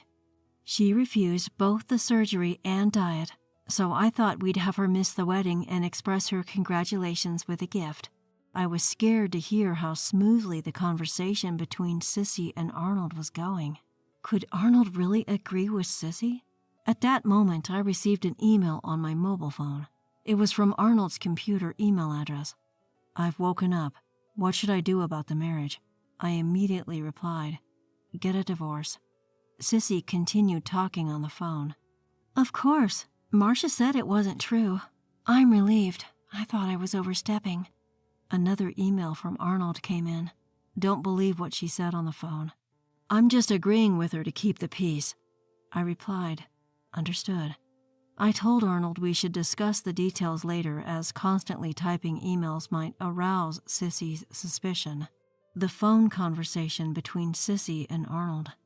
Listening to only Sissy's voice, it seemed that Arnold was agreeing with her, saying, I was also embarrassed by Mom's attendance. I see. That's what it is. Good thinking, Arnold. I'll do the same. Anticipating Arnold's likely strategy, I smirked. So, Marcia, Arnold says that he's embarrassed by your attendance, so he wants you not to come, Sissy said triumphantly. I had to act convincingly, so I played along.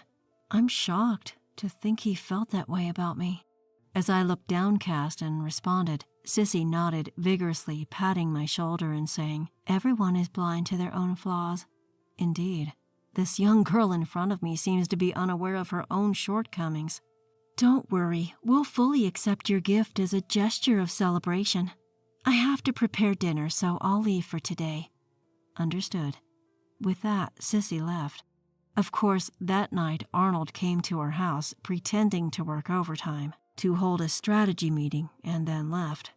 It was a secret learning moment for me that overtime could be used as an excuse for reasons other than infidelity. After brainstorming together, my plan was chosen.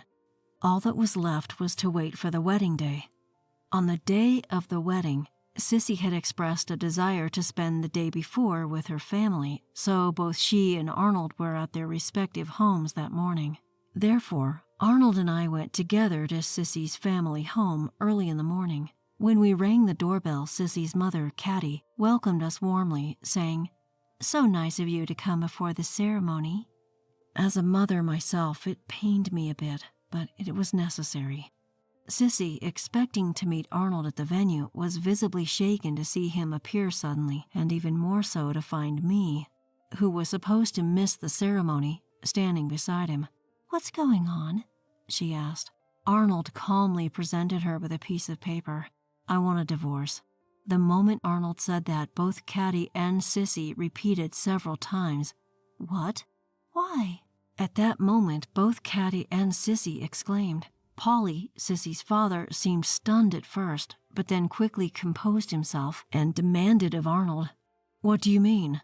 Sissy seems to dislike my mother. I can't see a future with someone like that. Do you prefer your mother over your wife? If you're a mama's boy, we don't want you either, Polly angrily retorted. Sissy and Kathy stood there dumbstruck.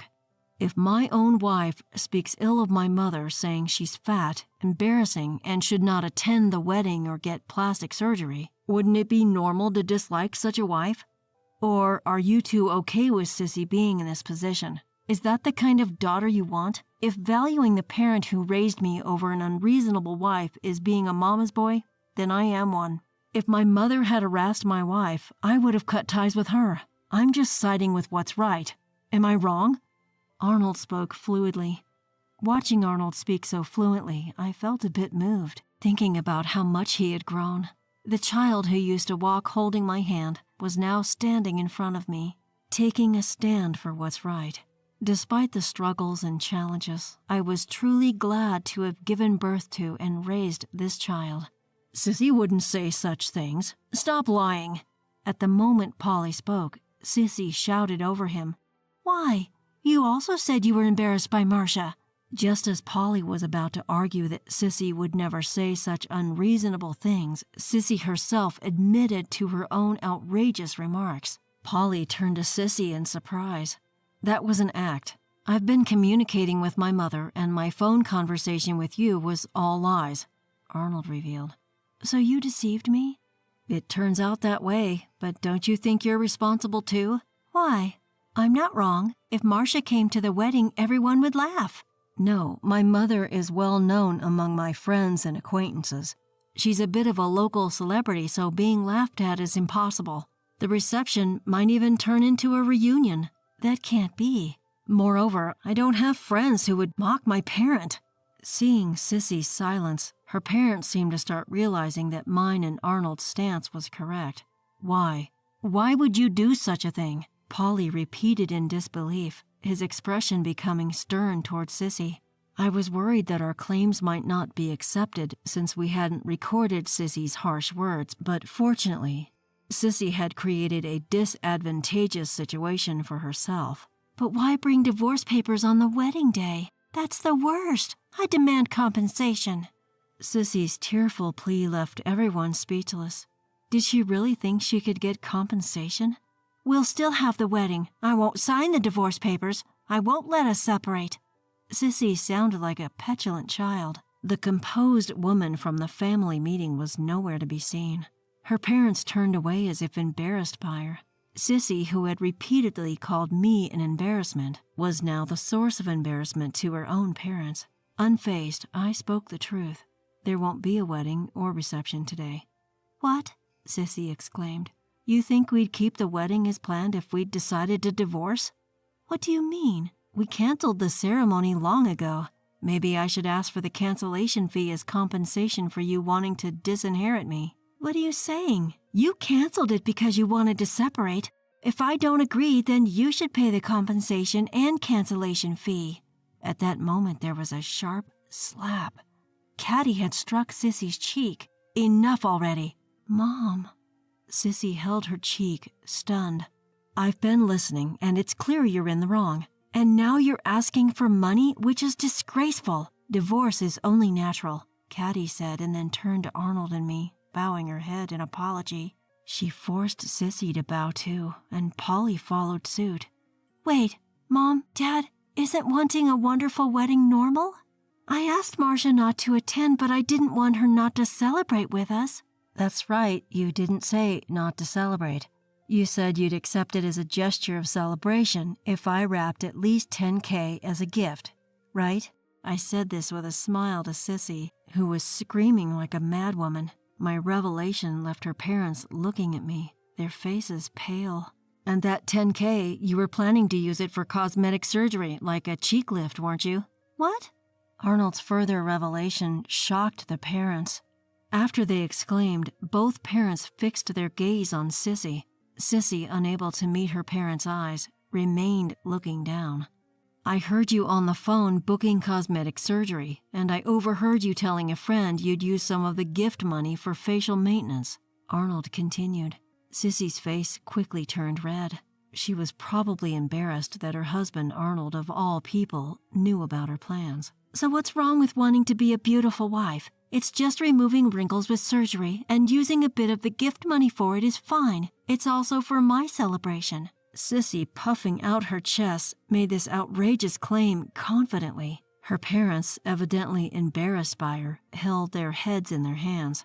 Initially, Sissy had adamantly refused to divorce. However, after being repeatedly scolded by her parents, she finally signed the divorce papers. Her parents kept apologizing to us, saying, "We're sorry for tarnishing Arnold's family name because of our daughter. When Sissy signed the papers, she seemed to finally realize it was over and tearfully apologized to Arnold and me. She kept begging, "Please reconsider. Don't leave me." But it was too late. Arnold did not change his mind and later filed the divorce papers at the office. Regarding the cancellation fees and the cost of the rings, her parents understood it was their responsibility to pay, and we were fully reimbursed. Strictly speaking, we were refunded not only the expected amount but also an additional sum. According to her parents, it was considered compensation. After the divorce, Sissy was forced by her parents to quit her job and move to Burlington to live with her grandmother. Sissy's parents, believing that her obsession with beauty stemmed from her glamorous city life, apparently decided to send her to live with her grandmother on a farm, immersing her not in glitter but in the muddier aspects of life. This way, they thought, she would stop comparing her appearance with others. Moreover, with mostly elderly people around and no such targets for comparison, they believed that her excessive beauty consciousness would likely subside, if even reluctantly. Additionally, Sissy's dislike of insects and her tendency toward germophobia would make it even more challenging. For Sissy, a person raised entirely in the city, there would be nothing to like in Burlington. "That's quite a harsh punishment," Arnold laughed. Currently, Arnold, unable to give up on marriage, regularly attended events for divorced individuals where he met and married a woman. Interestingly, this woman was fuller figured than I am. Although I knew Arnold didn't choose his former wife for her looks, I never expected him to remarry someone so different. However, she's a kind and gentle wife, and now they are blessed with a son and a daughter. This Valentine's Day, I plan to make chocolates with my grandchildren for Arnold. We're also planning to go to the pool with Arnold's family and the grandkids this summer, making up for the last 2 years we've missed due to the pandemic. I'm a little apprehensive about being invited to the water slide. I worry about whether my aging hips can handle it, but I'll give it a go. Surrounded by my beloved son Arnold, his wife, and adorable grandchildren, I am happiest now. I'm Rebecca, 35 years old. I work from home as a freelance writer. My family consists of my husband Bart, who's 3 years older than me, and works for a major corporation, my mother-in-law Casey, and me. My father-in-law passed away from an illness 5 years ago. Bart and I have been married for 5 years now, but we've been struggling to have children. Every day I get nagged by Casey about having grandchildren. "Really, Rebecca, when are we going to see a grandchild? It's been 5 years since you got married. What exactly are you two doing?" "Not this again, Casey. It seems like I get asked this question every day. Can't you stop? I'm really fed up." "What are you talking about? I'm just worried about your future. Is that a nuisance to you?" "If you're really worried about us, could you please just leave us alone? We have arguments like this almost every day, and it's been mentally exhausting." "Mom, can't you just stop? This is our issue. It's not something you should be meddling in." Bart had overheard mine and Casey's conversation upon coming home and scolded her. "What are you saying? This is an important issue for our family. We need an heir." "An heir? Our family isn't some ancient lineage, right? Dad was just a regular employee, and you're a housewife.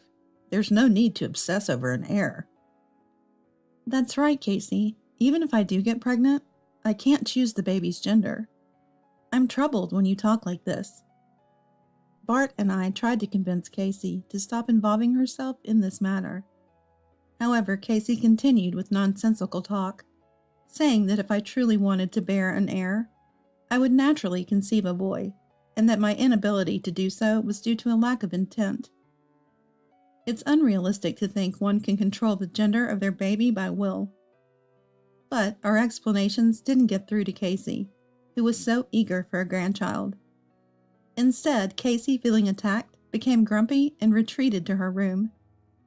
Casey doesn't know yet, but Bart and I started fertility treatments. 6 months ago, after thorough medical examinations, it was discovered that Bart was the cause of our infertility. The look of guilt on Bart's face at that time is something I still can't forget. On the way back from the hospital, Bart suddenly said in the car, "I'm sorry it's because of me that we can't have children. If you hadn't married me, Rebecca, you might have been a mother by now. I'm really sorry." Bart, who rarely shows weakness, had tears in his eyes and kept apologizing to me. "What are you talking about? I didn't marry you just because I wanted children. I married you because I love you. We just need to keep trying with the treatment together." I had never seen Bart so down before, and I tried to find the right words to comfort him. But I couldn't find the right words, and ended up saying the best thing I could think of at the moment. However, it's not like I'm feeling any pressure. I'm already 35, not exactly a young age. It would be a lie to say I'm not in a hurry. Just recently, I saw a few of my friends posting about their second or third child on social media. At 35, it's not unusual to be married and have children, but I haven't even reached the starting line yet. It's become painful to see posts about children, like birth announcements or school enrollments, and I've started to dislike browsing social media. When friends noticed I wasn't liking their posts, they began to exclude me from gatherings. I feel like I'm living in a different world just because I don't have children. It's so painful to feel this way just because we can't have a child. Still, I couldn't blame Bart. "Hey, I was doing some research at work today, and I found this clinic. Why don't we give it a try?" I showed him a famous fertility clinic in the city. "Look, it has good reviews and offers cutting-edge treatments. It's a bit far, but I think we should try it. What do you think?" "Yeah, I know this place. Actually, a senior colleague's wife got pregnant, and she was treated here. I've heard good things about the doctor, and I'm really interested." "Really? Then let's make an appointment right away. The wait for a first consultation here is a month." "If that's the case, we should book an appointment soon. Let me know when it's confirmed, and I'll take the day off." Bart and I decided to transfer to this clinic that offers more specialized treatment than where we were going. The following month, I visited the fertility clinic with Bart. We completed all the initial tests and were just waiting for the doctor's consultation. It really is a famous hospital. We've been waiting an hour just for the tests, and now over an hour for the consultation. "But there are many people around our age here, right? Seems like many are going through the same struggle." With the long wait, we moved to the cafe inside the clinic to wait for our turn. After waiting for 2 hours, we were finally called for the consultation. "The tests show Bart's condition is quite bad. We need to start treatment as soon as possible." The results were worse than those from the previous clinic we visited. Additionally, considering my age, it seems necessary to visit this clinic several times a month. Previously, Bart had been quite down after hearing the results, but this time he felt differently. He had heard that a senior colleague had gone through a long treatment and finally had a child, which made him want to try harder. "I'll talk to my boss and try to make it to the hospital as much as possible. It might be tough, but will you work through this with me?" "Of course, let's do this together." Our first appointment at the clinic is in a week, but the problem was Casey. If we were going to start serious treatment, I'd need to take time off work. We couldn't keep this from Casey any longer. When we got home, we immediately explained to her that we were going to start fertility treatments. However, "Fertility treatments? That must cost thousands of dollars, right? You really are a failure as a wife if you can't have a child without all this." She assumed the infertility issue was my fault as soon as she heard the word. "Hold on, Casey. It's true that fertility treatments involve both of us, but the issue isn't with me." I wished Bart would just tell Casey outright that he was the reason, but maybe because of his pride, he couldn't bring himself to say it.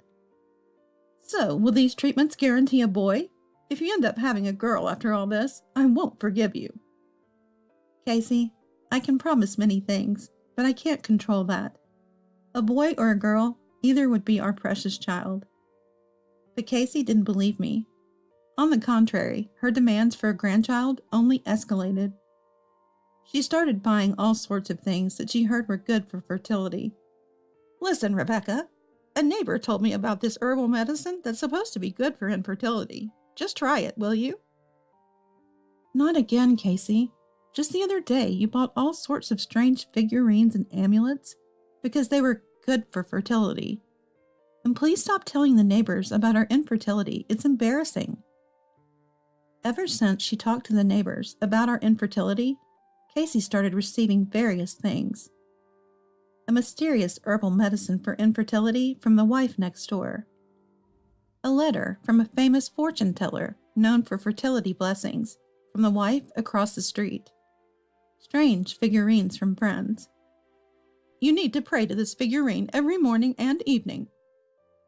Such unhelpful advice was given. The last straw was a baffling suggestion from an uncle to visit some fortune teller, which was honestly a nuisance. What are you talking about? I bought all these thinking of you. To call that a nuisance? Can't even bear a grandchild, and now such an arrogant daughter-in-law. Casey's behavior escalated further, not seeing anything wrong in her actions. She was convinced she was doing the right thing, which was truly troublesome. The creepy figurine she placed in our bedroom without permission was just too much to bear. Anyway, please stop spending money on these nonsensical things, and don't enter our room without permission. A while later, Bart came home. Casey, displeased at being scolded by me, explained the situation to him, still insisting it was all for our sake. Can't you just stop, Mom?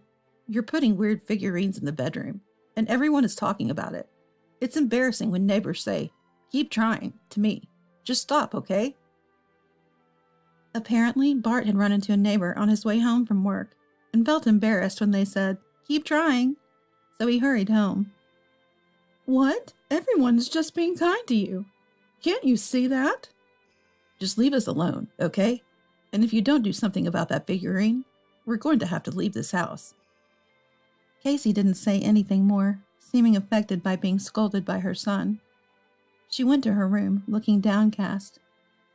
3 months after transferring to the fertility clinic, our treatment had not yet yielded the results we hoped for. I started having more days where the side effects of the medication made me feel so sick I couldn't work. While resting in bed because of my poor health. Just lying in bed while my son works hard outside. What are you doing? Casey, I've told you many times, don't come into our room without permission. I'm just lying down because I feel unwell. Could you maybe fix something for lunch? Well, how lazy can you be? When I was married, I still cooked even when I was sick. I wonder how your parents raised you. She even started insulting my parents, which really angered me. I think it's wrong to insult my parents. Let me ask you, did your parents teach you it's okay to enter people's rooms without permission? Don't you think that's wrong?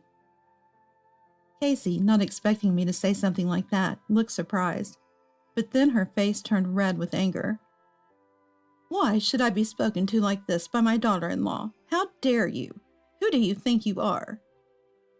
Angry, Casey started berating me, turning the situation into a bit of a mess.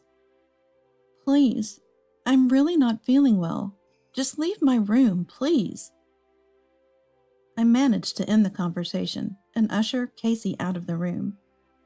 Outside the door, Casey was still making a ruckus.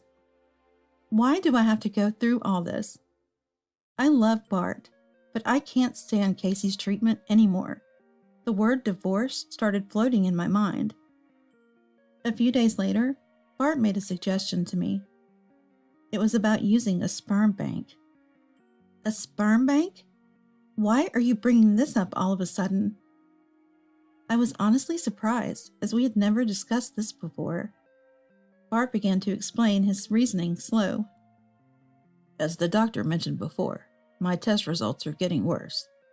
I no longer believe that continuing treatment will result in us having children. That's why I looked into it and found out about sperm banks. I had been gathering information about infertility treatments, so I was aware of sperm banks. I understand how you feel, But I can't just say yes to this right away. Can I have some time to think about it? There was part of me that was resistant to the idea, so I asked Bart to give me some time to sort out my feelings. He agreed to wait for my answer without any sign of displeasure. Meanwhile, I pondered what to do while working. Certainly, there are many couples who have conceived children through sperm donation, and others who have adopted. But even if we decide to use it, what would our parents think? Would they vehemently oppose it? Conflicted, I decided to consult my mother. "Mom, there's something I want to talk to you about." "Oh, it's unusual for you to call. Is something wrong?" I told Mom about our infertility treatments and Bart's consideration of using a sperm bank. I thought she would strongly oppose it, but instead she asked me, "What do you want to do, Rebecca?" "Me? I guess you must have been really troubled to call me. What do you really want to do?" Her question made me pause and think. Then I remembered something from last Christmas. Every year, lots of relatives come to our family home for Christmas. There are many children among them, running around, causing chaos. Walls end up with holes, and food gets knocked over. It's always hectic. But since Bart started coming, the kids' behavior changed. They would gather around him to play games or go outside. "Hey, let's go outside and play." Sure, I brought a kite today. Let's go fly it in the square after this. "Yay, awesome!" Watching Bart having fun with the children, I felt a warm smile form on my face. Bart loves kids and had always talked about wanting to be surrounded by many of them in the future. I wanted to make Bart a father, to let him hold our child in his arms. That desire grew stronger within me. Our child wouldn't be 100% biologically related to us, but that didn't matter to me. I think Bart will love and cherish any child I give birth to, even if there's no blood relation. He loves kids and is kind-hearted. That's true. He's always popular with the kids at family gatherings. They get so excited when he comes. It's clear how much he loves children. Mom, I've decided to respect Bart's wishes. We're going to try using a sperm bank. That's fine, Rebecca. What matters is not blood relation, but the bond between parent and child. She was right. Being a parent isn't just about blood relations. It's about how much you value the time spent together. That day when Bart came home, I told him I wanted to use a sperm bank. He was happy with my decision. I'm sorry for making this so hard on you, Rebecca. I'll help as much as I can. Let's do this together. A week later, we informed our primary physician about our decision to use a sperm bank. The doctor referred us to a facility, and we visited it later. At the facility, we received counseling and an explanation of the process. After consulting with the clinic, we were both able to use the sperm bank. Before starting treatment, we went to my parents' house to explain everything. After going through the details, my parents supported our decision without any objections. Feeling relieved, we were then faced with the biggest problem. Casey. We gave Casey the same explanation, but she opposed us vehemently. "Absolutely not. I can barely accept infertility treatment, let alone a sperm bank. The grandchild will be some stranger's child. I'm totally against it." Hey, what are you saying to Rebecca? This is our decision, not for you to make. Even if you oppose it, we've decided to go through with it. Bart was really angry at her harsh words, but Casey wouldn't budge this time. I could understand Casey's feelings to some extent. In her youth, infertility treatments might not have been common, so it's understandable that she might not fully grasp the concept. But still, her earlier comment was so hard to accept. It was natural for Bart to be furious, but that didn't mean we could stop our treatment. I understand your feelings, Casey, but this is our issue, and we won't stop even if you oppose it. We just wanted to report it as a family matter. After conveying this, we returned to our room. The next day, Casey took an unbelievable action. She spread a false rumor to our relatives that I was pregnant with a child from an affair. A shocked relative called Bart to verify the facts, and that's how we discovered what she had done.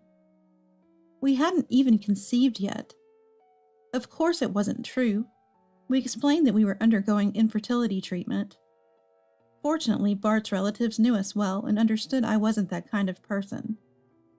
When we got home, Bart understandably confronted Casey. I didn't know what was happening until Bart explained it to me. How could you tell such a terrible lie? I couldn't believe it and asked why she did it. Apparently, she was upset about the treatment we were planning. I had told her we were considering using a sperm donor.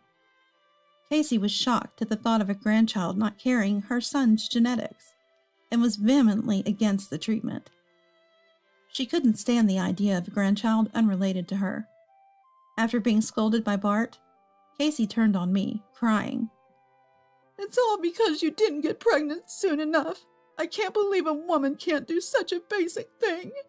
You should just leave this house. In the end, she told me to leave. Is that so? I understand. I'm tired of dealing with you anyway. I'll do as you say. And so I decided to leave my in-laws' house. I arranged a new place to live and started packing whenever I had time. Casey seemed pleased that the troublesome daughter-in-law was leaving. Look, Rebecca, I bought a steak today. You won't be able to enjoy such delicious steaks anymore. Eat up, don't be shy. Thank you. I'll eat it later in my room. Bart, how about we go out to eat later? Now that Rebecca is leaving, we'll have more space in the house.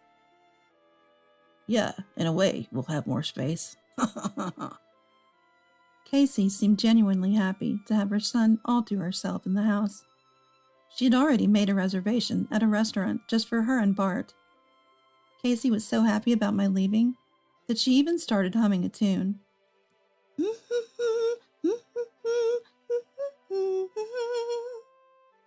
I responded to Casey's sarcasm with a smile.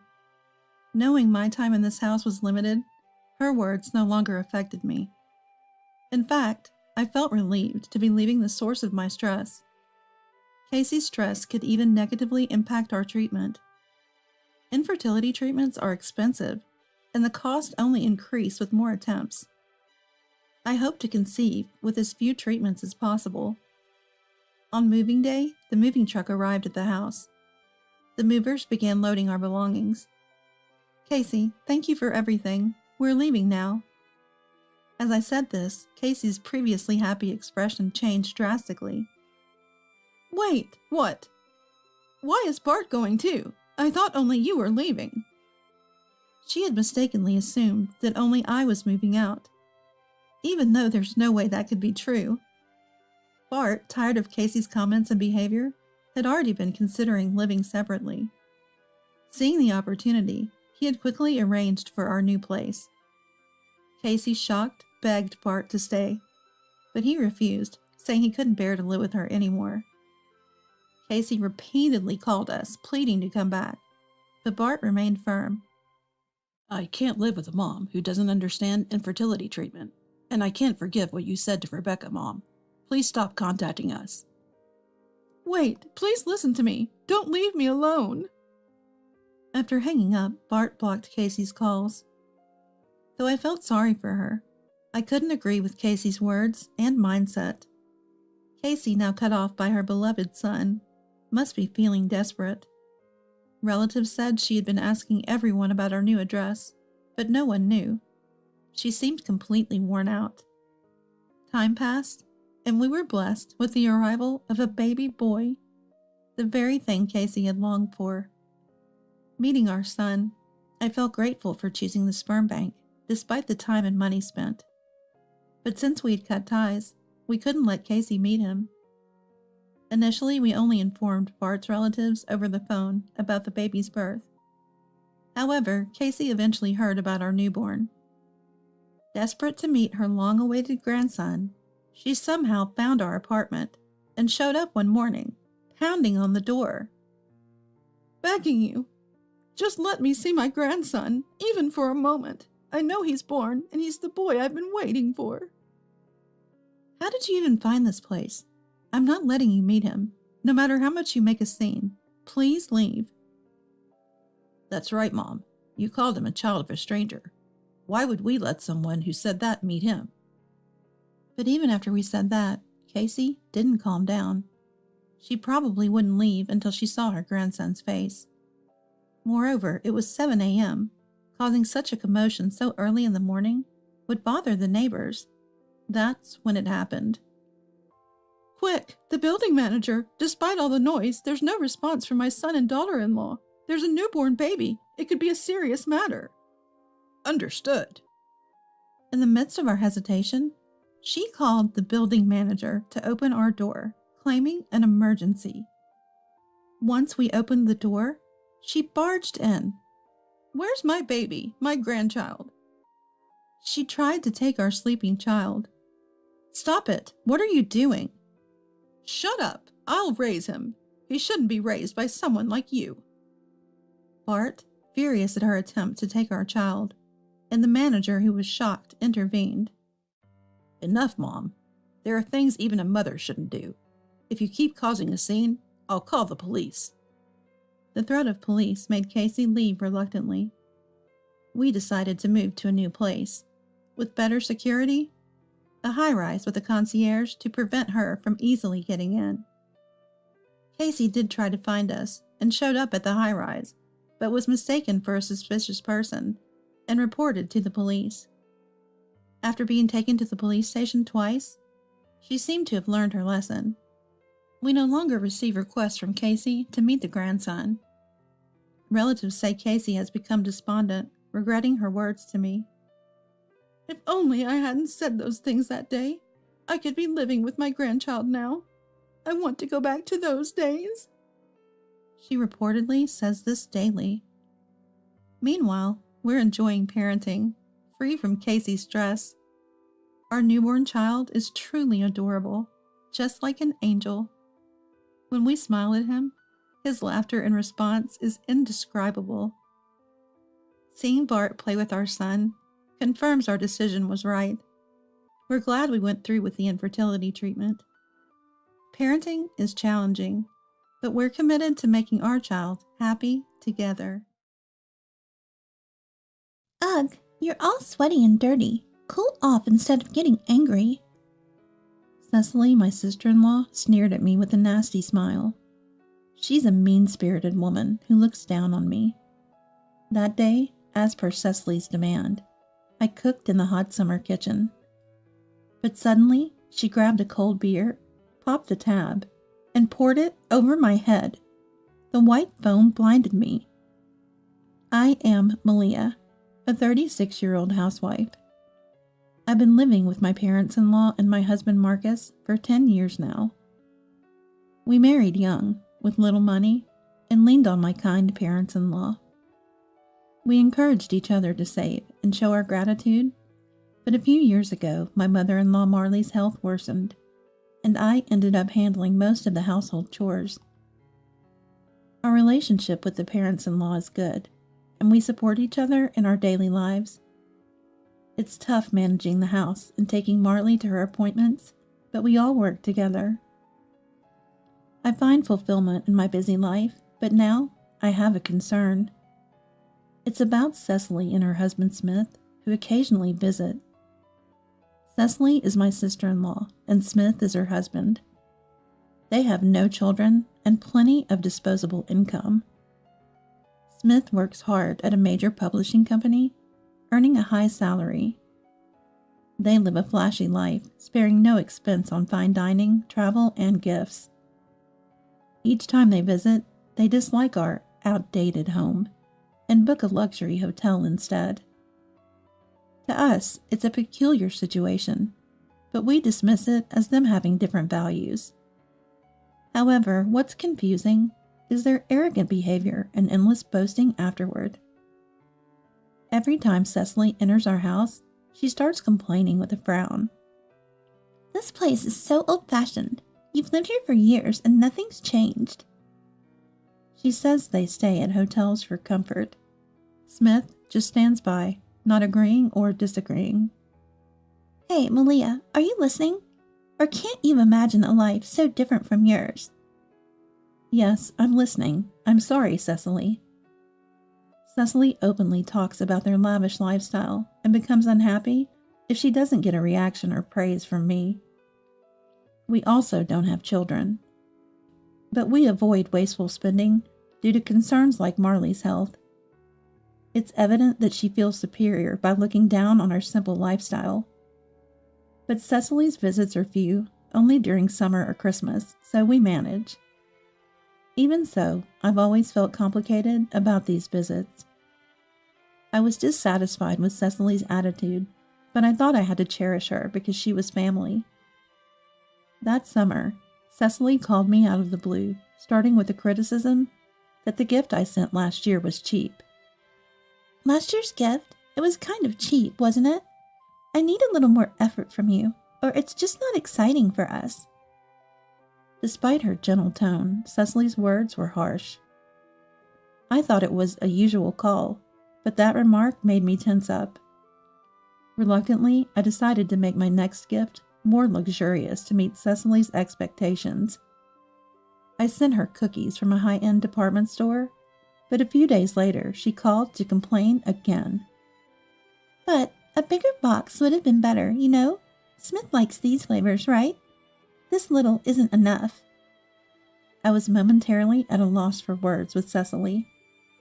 I had researched and chosen these premium cookies, sent them with all my heart, only to be shocked by her selfish response. Is the size of the gift really the measure of joy? I answered, I see, but I was a bit stunned. Then Cecily went on to tell me about their summer visit. Indeed, it was the right time for a homecoming notification. Cecily usually decides everything at the last minute, but this time, she had a lot of requests out of the blue. Right, I don't want the usual food. Absolutely no pizza. How about seafood and steak? Seafood? Yes, shrimp and fish. Oh, but only the expensive big shrimp. Don't go cheap this time. We're coming home after all. All these demands laid out. Surprised at Cecily's audacity, I took notes of her requests. I thought it would be the usual, but just in case, I asked if they were staying at our house. What about the room? Oh, no need. Smith and I will stay at our usual hotel. Don't worry about us. I've already left home, plus I don't want to sleep in that musty bed of ours. Cecily acted as if she didn't want to impose on her parents' home. But then, what's with all these detailed lunch requests? Does she think she can do anything to me? Rather than a sister-in-law, I feel like a live-in housekeeper at my parents' house. As their visit approaches, my head aches with dissatisfaction. Still, I have no choice but to try my best to meet her demands. If I get through this, I'll have peace for half a year. Until the day arrived, I prepared the guest room in case they suddenly decided to stay, cleaned the house to avoid any criticism, and finally arranged for the high-quality shrimp she wanted. Amidst these busy days, the day of Cecily's visit arrived in no time. But the couple who said they would arrive before noon did not show up. Malia, can't you get in touch? Should I call the hotel?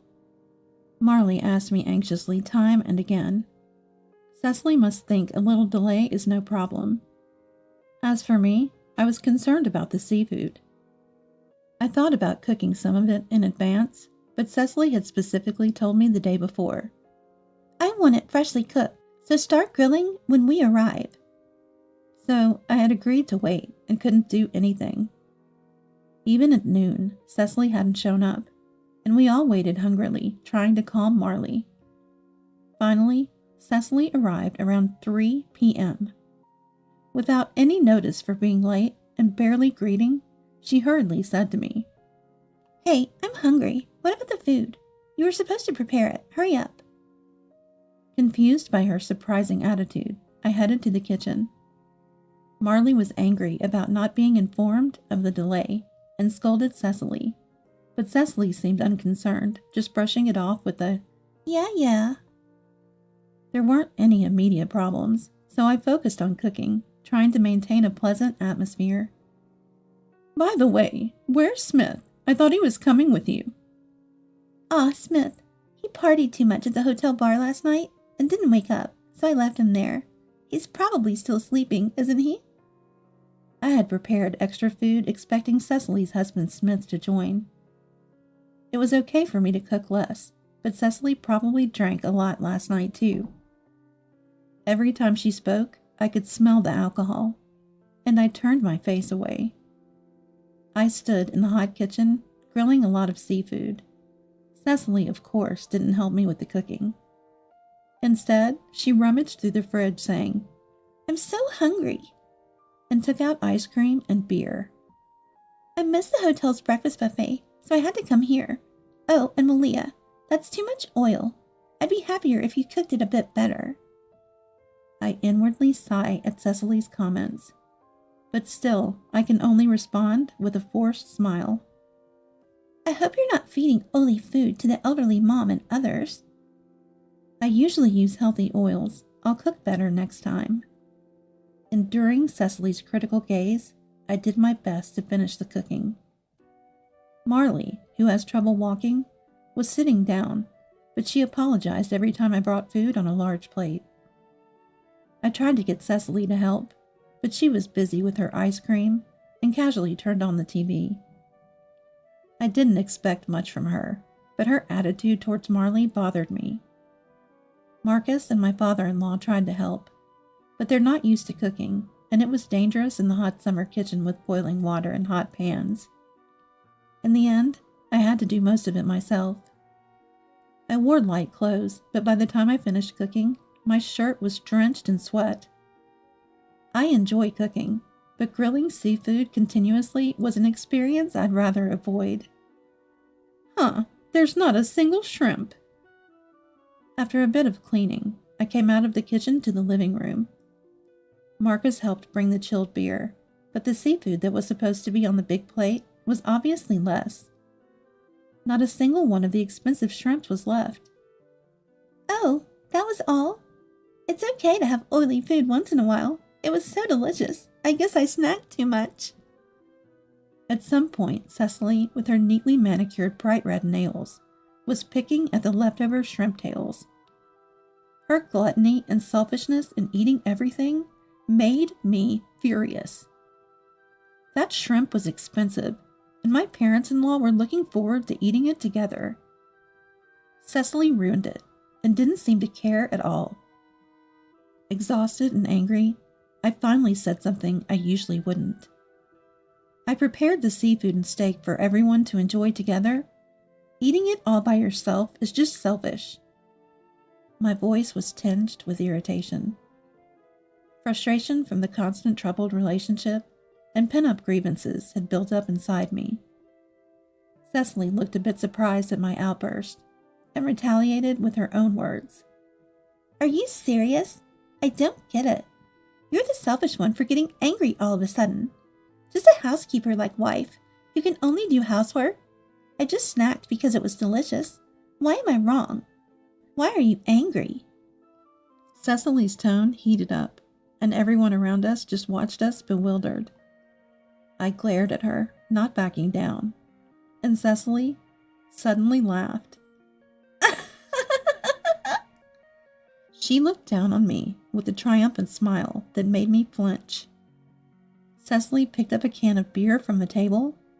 She pulled the tab, letting the fizzing sound echo. "Thanks for cooking. Cool off instead of getting angry. See, it's cold and feels good, right?" Cecily then deliberately poured the beer over my head. The can turned upside down, and the white frothing liquid poured down on me. I was speechless, frozen, unable to move.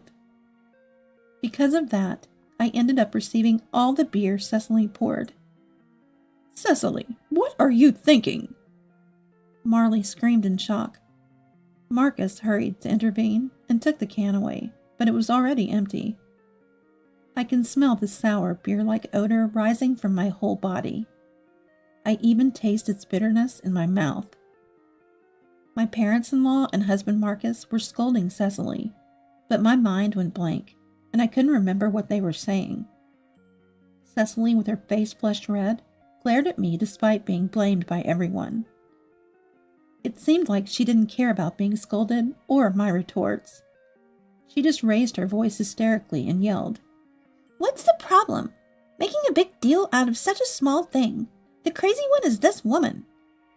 Cecily remained defiant, offering no excuses or apologies. Instead, she tried to open another can of beer. Marcus shielded me so she couldn't pour it on me. Instead, she spilled the beer into my bag and fled the house as if escaping.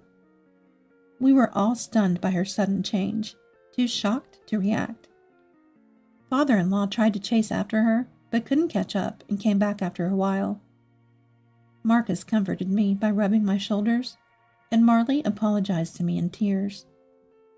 After days of being tormented, both my belongings and I were drenched in beer. Cecily's visit only brought chaos, and it didn't end there. The next day, Cecily was dragged to our house by her husband Smith.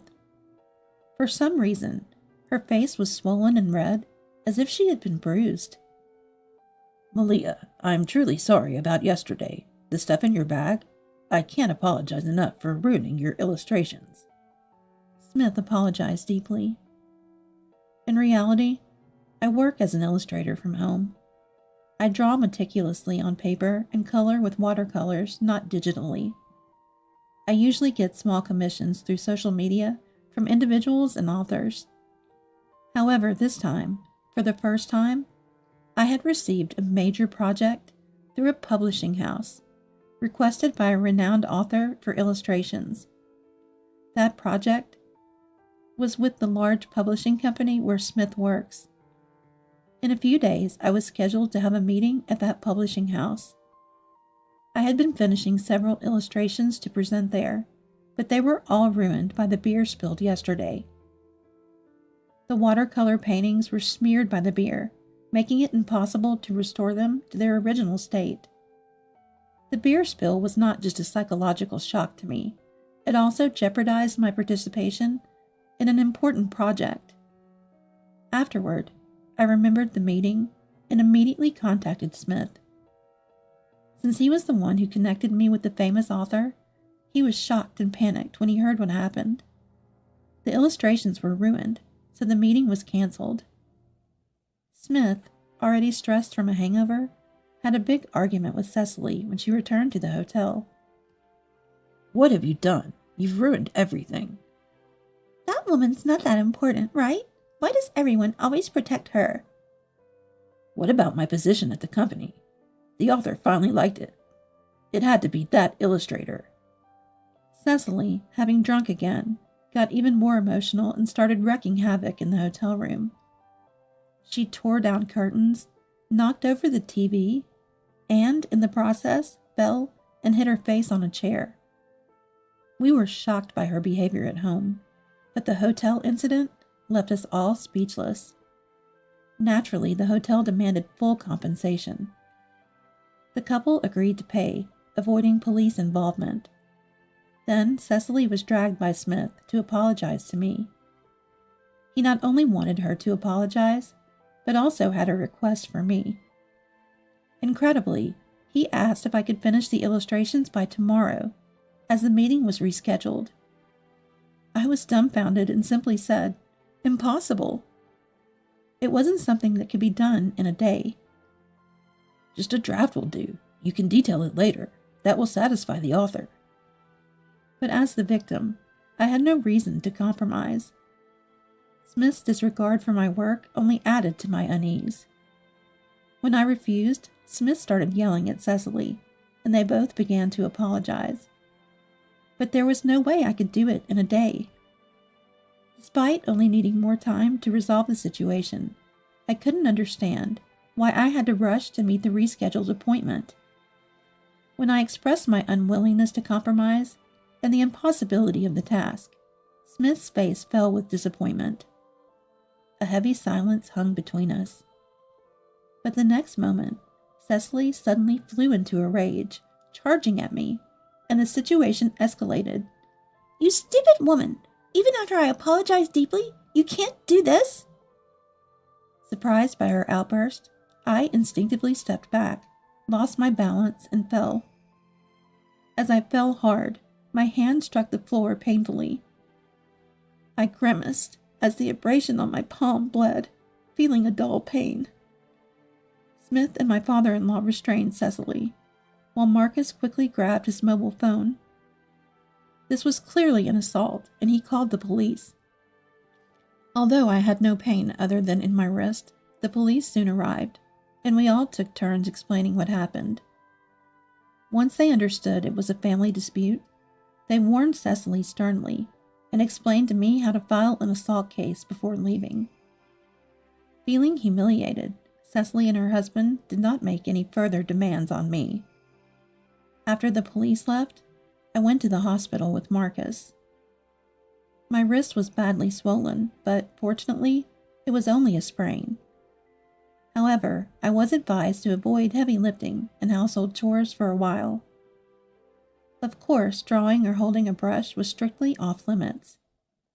This incident made Marley feel a great sense of responsibility, so I tried to stay cheerful and helped with whatever house chores I could. In my workroom, unfinished illustrations lay dormant. With the delay in delivery, my planned deadlines were significantly missed. Unable to complete the work I had accepted, my income decreased. I considered claiming compensation for medical expenses and damages from Cecily. The physical pain and impact on my work caused by her were clear, and compensation was necessary. Despite Marley's anxiety, I eventually decided to take legal action. There was an author who kept faith in me as an illustrator. The author, curious about the sudden changes in our meetings, contacted me. When I revealed the beer incident, the author was furious. "Such treatment of a creator." The author threatened to leave the publishing house and cancel the upcoming book, causing a stir. Fans and media inquiries flooded in, and the publishing house faced an emergency response. Cecily's beer spill caused significant damage. Word spread that my injury was caused by Cecily, leading to another major uproar. Apparently, Smith had explained my injury in the company as a result of the illustrator's lack of self-management. Sister-in-law is a top-notch illustrator, so business deals will be a breeze from now on. Smith had been boasting about me within the company, confidently stating so to his colleagues. People around him believed his words and seemed to respect me. My skills were highly regarded within the publishing company, but Smith was leveraging this for his own gain. When Cecily's causing of the injury and Smith's attempts to hide it all came to light, their actions were seen not only as a disregard for writers and creators by the employees, but also as an attempt to cover up inconvenient truths, leading to Smith's demotion and salary cut. And then, a significant rift developed in Cecily's marriage, eventually leading to discussions of divorce. Unable to bear the burden of compensation for the hotel and the claims for damages, and the collapse of her marriage, Cecily tearfully begged to return to her parents' home.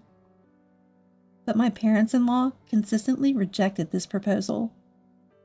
Marley, who usually appeared anxious, was resolute this time, firmly turning Cecily away. "You always cause such trouble and don't help with housework when you're here. We don't need you. Live your life as you wish alone."